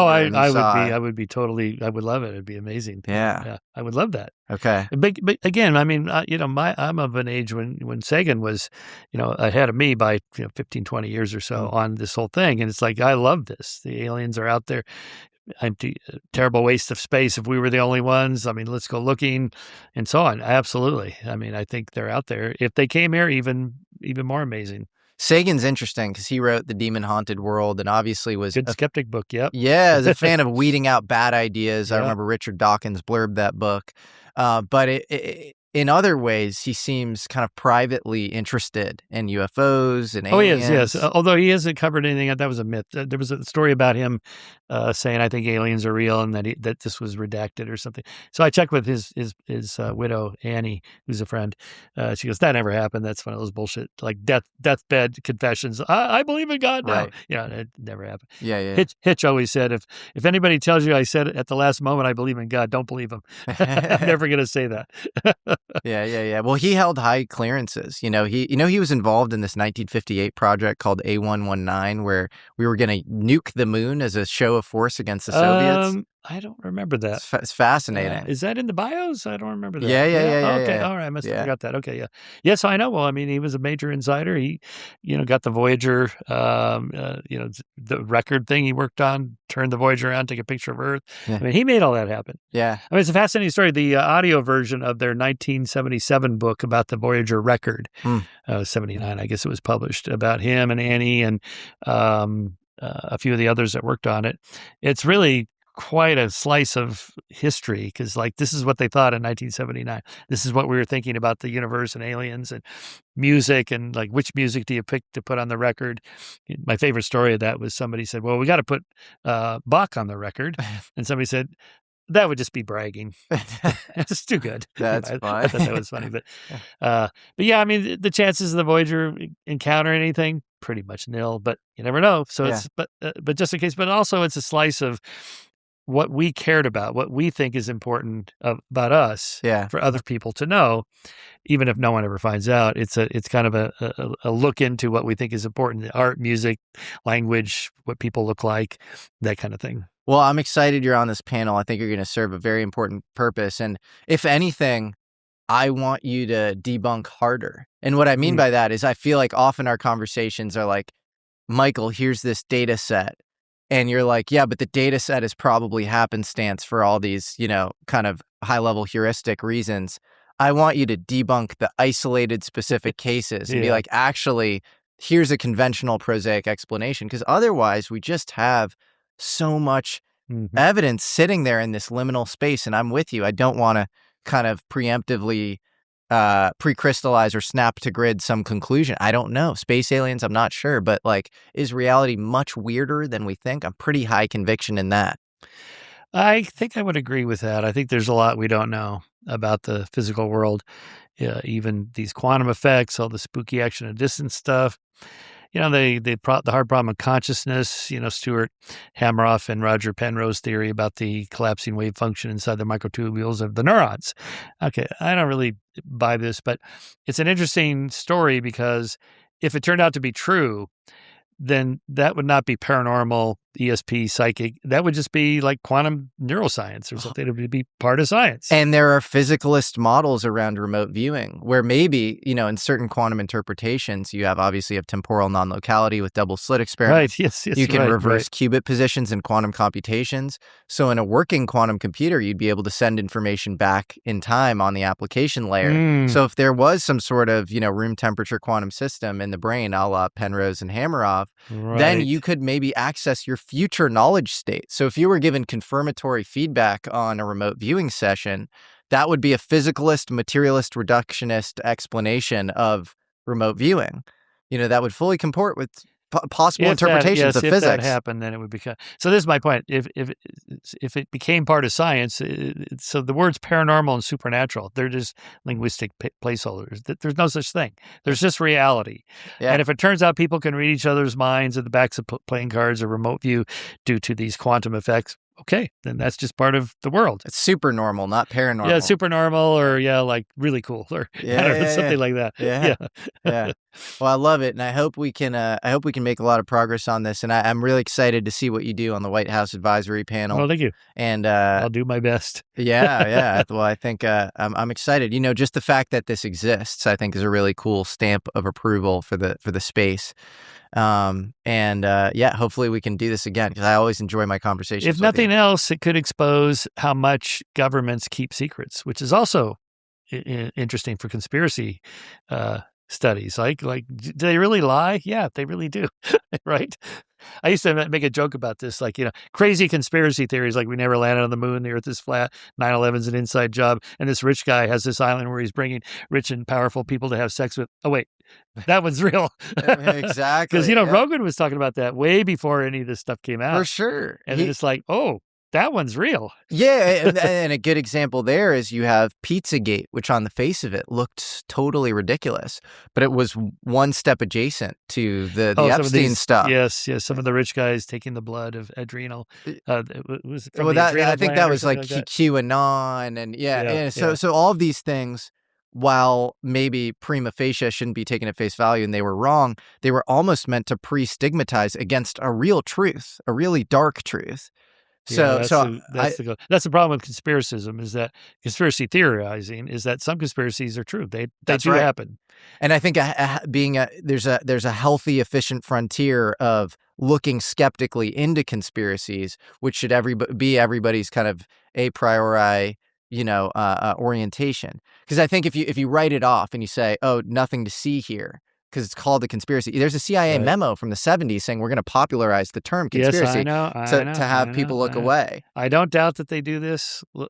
Let's feed the UFO people this, and this will distract the American public for a while. And then there's the flood. Then there's the opposite of the flood the zone. Like you have these people, coming out who are disinfo agents saying, oh, yes, we have 6 different alien races, and they're from these planets or whatever. And then it's every podcaster's dream to have those people on, So it's important, I think, to go into the conspiracies, but with your wits about you.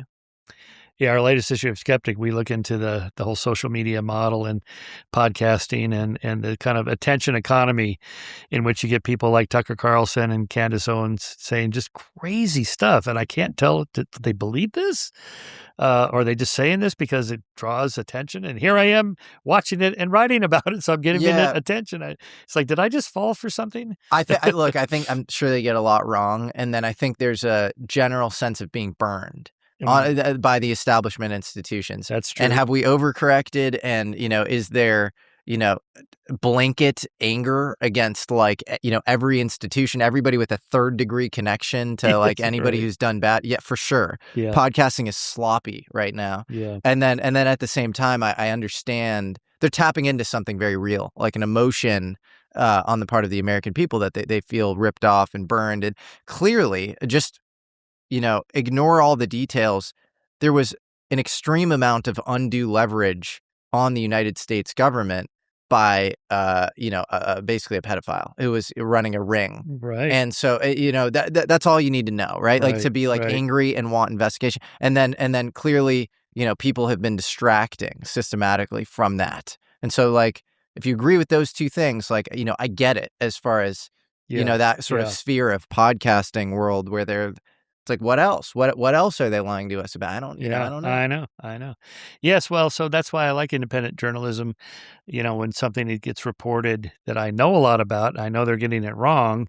It's like, what else am I watching that I don't know anything about? This happened in Iran. It's like, well, maybe that didn't happen in Iran because I know they got this one wrong, right? That happens like in the New York Times, the CBS, whatever. Like, So I do like having the independent journalists going, let's get lots of voices out there. And it gets time consuming sometimes. It's like, okay, I have 20 windows open. And I'd really like to read all these articles. I really should read all these. And it's like, okay, you can't do everything, right? So that's all. But I think it'll winnow down. I think it'll become obvious. These are the good places to go. and try, left wing, right wing, libertarian, green, whatever, and add them all up, divide by 4, whatever. I love it. That. Exactly. Well, Michael, thank you for coming to my UFO. Oh, I love being here, by the way. This is, I feel like the Star Trek bridge here. Yeah, no, it's so fun. And no, this is a blast. I really appreciate it. And, I now know that you're on record, right? That aliens are real. Yes, that's it. Yeah, they're here. Yeah. I've been zapped by the alien beam. Yeah, no. I would love it. I mean, again, if I woke up and there's an afterlife, great. Okay, I'm not against that. I'm in favor of that. If there's aliens, I don't want to be alone in the universe. Yeah.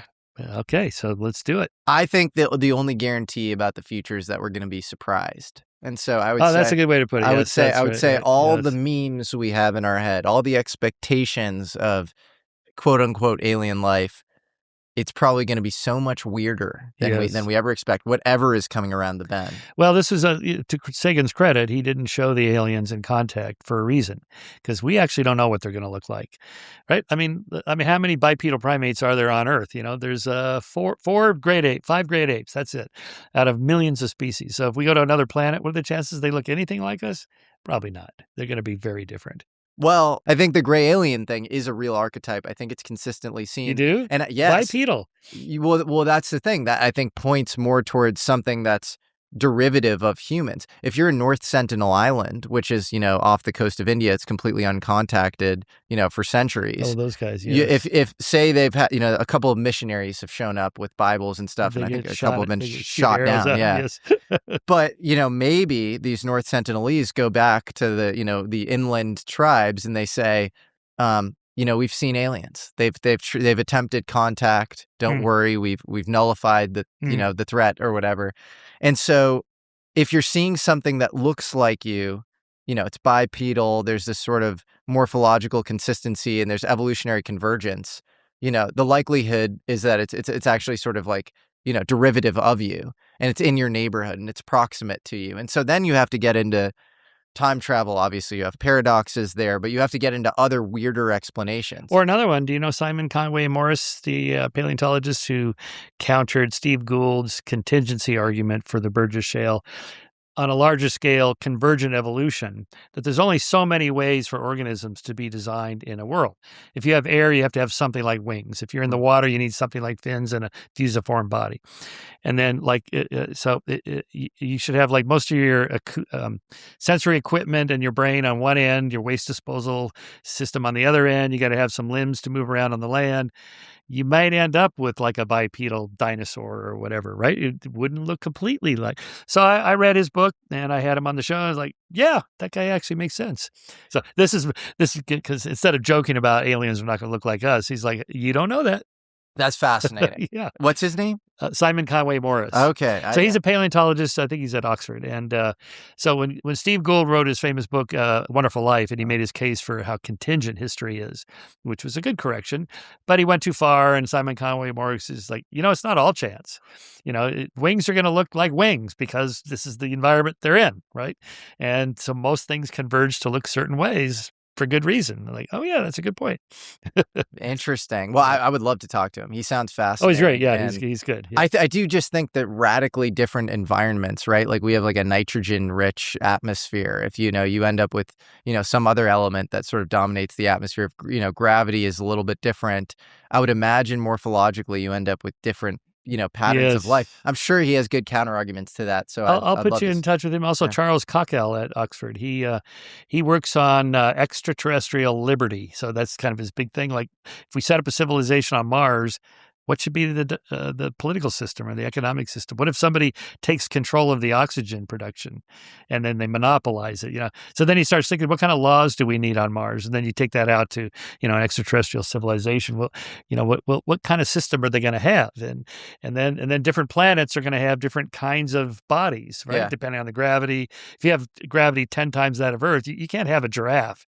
It's just or the bones would be this thick, right? So anyway, I'll put you in touch with him too. These are super interesting questions. That would be awesome. But on the Conway example, you're kind of saying that maybe they are extraterrestrial. Maybe the Greys are, in fact. Yes. That's kind of the argument. That at least it's not completely crazy to think they could be something like bipedal. They're going to be primates, but something like you got to have arms and legs to move around and manipulate tools, and two eyes, and the brain is up here, and so on. You end up kind of like this. Yeah, it's also interesting to think of like lower species as far as they're less conscious than us, what they think of us, and whether they think certain things humans do are actually scientific laws versus agency versus humans. So I know you have agenticity, this idea that we impugn too much sort of agency when it comes to things. But are you familiar with the farmer and shooter analogy from the 3-body problem? Do you know about this? Which one is that? It's fascinating. So you have these like 2D people who are living on this like flat surface. And you have shooters in 3D world shooting at it. And every 10 centimeters, you get a little hole. And they think each hole is like a crater. It's this, but it's this sort of just consistent phenomena. It's like the weather, or it's natural geological formation that just shows up every 10 centimeters. And in fact, it's discretionary. And it's because of these shots being taken. That's a great example. It's a great example. Another great example, thought experiment, is you have turkeys that every day they're fed at 11 a.m. Every day they're fed at 11 a.m. This is sort of this David Hume style thing. So, they're fed, they're fed. And then one day their heads get chopped off. Yes. And this is an analogy for the tri-Solarian aliens in the 3-body problem, which are, coming to invade or whatever. But the point is, you think of these things as patterns sometimes that are out of your control, but it's the opposite of agenticity. There is actually agency and discretion behind some of these things that you're observing. Yeah. Well, that's Edwin Abbott's book, Flatland, from the 1890s. Yeah, great book. So good. Yeah, you never know. I mean, I think that was also Sagan's point. We're carbon chauvinists, he'd like to say.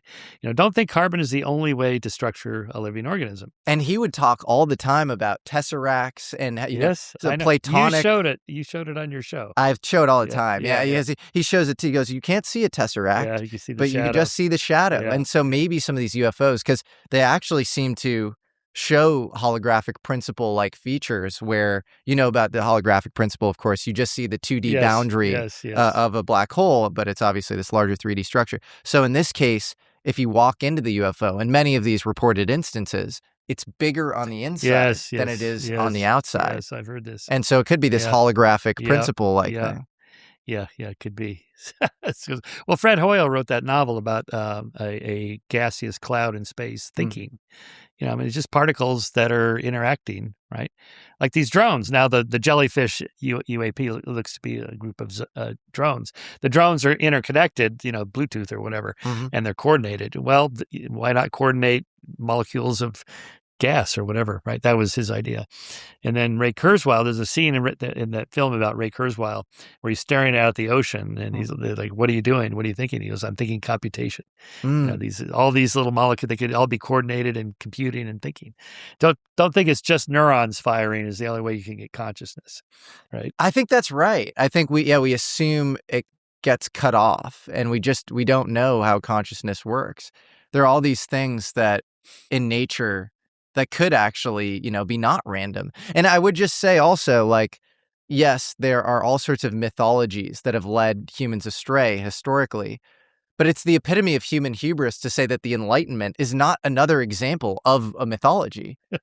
Right? Well, it's a story, but hopefully a story based in reality. It's a story. It's a story that it involves an origin story, how things come into creation. Same thing it with involves science, rituals and labs. It's like all these things, and it's not immune to any of the consensus dynamics and herd-like thinking of any of the other mythologies. Dan Dennis' analogy with termites and thinking.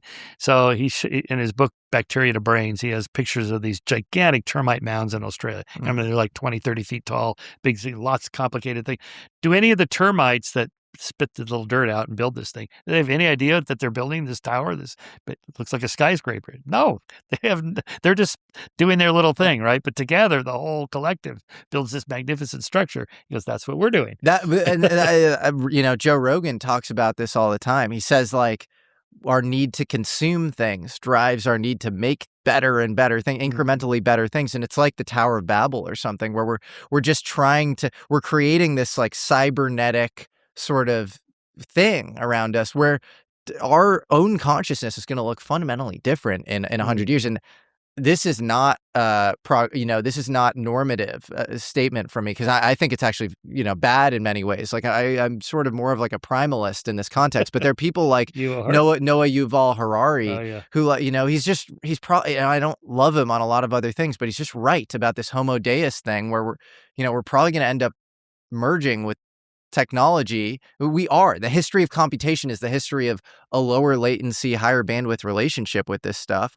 And then all of a sudden, that's a new aperture through which we see everything. And then what do you detect on the other side? Is there an intelligence, a non-human intelligence that's maybe higher than us on the consciousness chain that you can then speak to? And have they been, a la cellular automata, have they been poking at us and messing with us in ways to get us to just meet them and be able to communicate with them? Who knows? There was this line asked, I think it was to Ray Kurzweil, do you think there's a God? And he said, we're working on it. That's fascinating. Wow. Well, that's the singularity, right? I mean, everything changes and they become essentially omniscient. Right. But then that also feels really heretical. Like it should be, there should be a God that created us. He's been right on so many things. You have to take him seriously. He's also been wrong on a bunch of things too. That's right, And then he might be right on this again. But like, I don't know. I find that like, the whole AI craze, it's like, I think this is a simulation from some higher sentience. Right. And so why would you port yourself into a lower bit compressed, simulation a la artificial intelligence if you can maybe ascend out of this one and maybe, commune with a real God? Why would you go into the tech thing? You know what I mean? Yeah, exactly. Yeah. There was a good Star Trek Next Generation episode about this where they, the holodeck, they go in there and have these pretend worlds. Right. So one of the common themes in that series is Sherlock Holmes and Moriarty and the whole thing. And they go in there and they play act and do the whole thing with him. So one of in this particular episode, Sherlock Holmes and his sweetheart, they're in there and they're all interacting with the Star Trek crew people, Captain Picard and so on. All of a sudden, the holodeck doors open and he walks out. The holodeck guy, Moriarty walks out, and he's like, "How's he walking out of the holodeck? He doesn't exist." So the rest of the episode, they're trying to figure out, how did he do this? I mean, how does he go from this digital figure that doesn't exist to actually living in 3D space, right? And then you get all the way to the end where they realize we're still in the holodeck. This entire enterprise is in a little box in the holodeck. I love it. And then it ends where Barclay, the kind of character officer, he's wondering like, I wonder if this whole, now they're in the real enterprise and it's wrapping up, and he's like, I wonder, and he kind of looks to the sky and goes, computer end program, and it doesn't end. He's like, phew. Like we're not living in a matrix, because really we could all be in a little box on some computer programmer's desk. We could, and in almost every religious myth we are. And so you have to ask, is there any semblance of truth in some of those myths? Do we throw that out entirely, or can myth motivate real truth finding? I think I love myth. Myth is important. I think so too. Yeah, I love Joseph Campbell's stuff, and I love some of Jordan's stuff about myths, what they really mean. I discuss this in a book in my chapter on religion, that maybe we're misreading some of these religious stories as being real. Maybe that's not the point. Maybe the point is, what's the story about? But if myth, if it sets this up as like a construct and we're a lower construct, maybe they're right about that. There are cases where myth gets vindicated in reality. Heinrich von Schliemann went looking for Troy when it was relegated just to Homer's The Iliad. I have gazed upon the face of Agamemnon. That's right. And he like, found oh my God, it. This one's real. And he found it. Yeah. So I wonder if they're right about that. And the Hindu, Maya, the great illusion is like a real thing. I'll tell you a funny story. So in my book chapter on religion, I talk about Jonah and the great fish. So the story is, he's living on this one land, and God gives him this instructions. You got to go over and tell these people, the Ninevian people, whatever they are, about, whatever the religious message is. He goes, I don't want to do it. I'm not going to do it. So he gets on a ship and he sails away the opposite direction. But the ship flounders, and he's about to drown, and he gets swallowed by a great fish.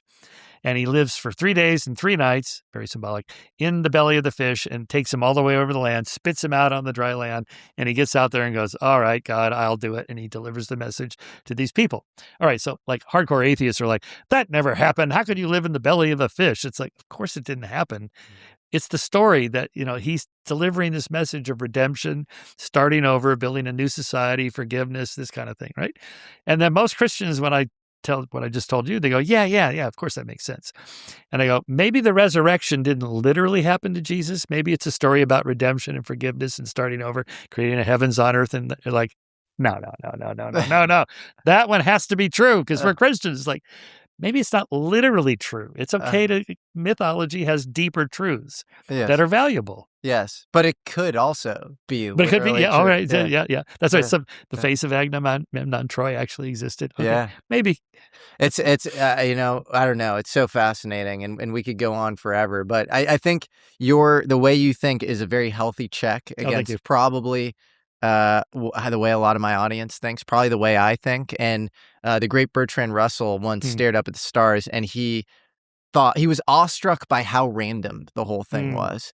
And you can be awestruck by the randomness, and that can give you the proper kind of, positioning and, humility in life and sense of wonder. And then you can also be awestruck by, an entity, a great creator, God. And so I think there are failure modes on both sides, and it's really good to always check your thinking. So I really appreciate you being here. Well, thank Michael. you. Yeah. Well, thank you for having me, and you're welcome. This was a blast.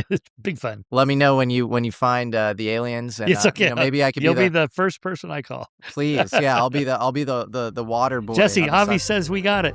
I'll be on the next plane. Okay. All right. All right. Thank you. All right. Cool.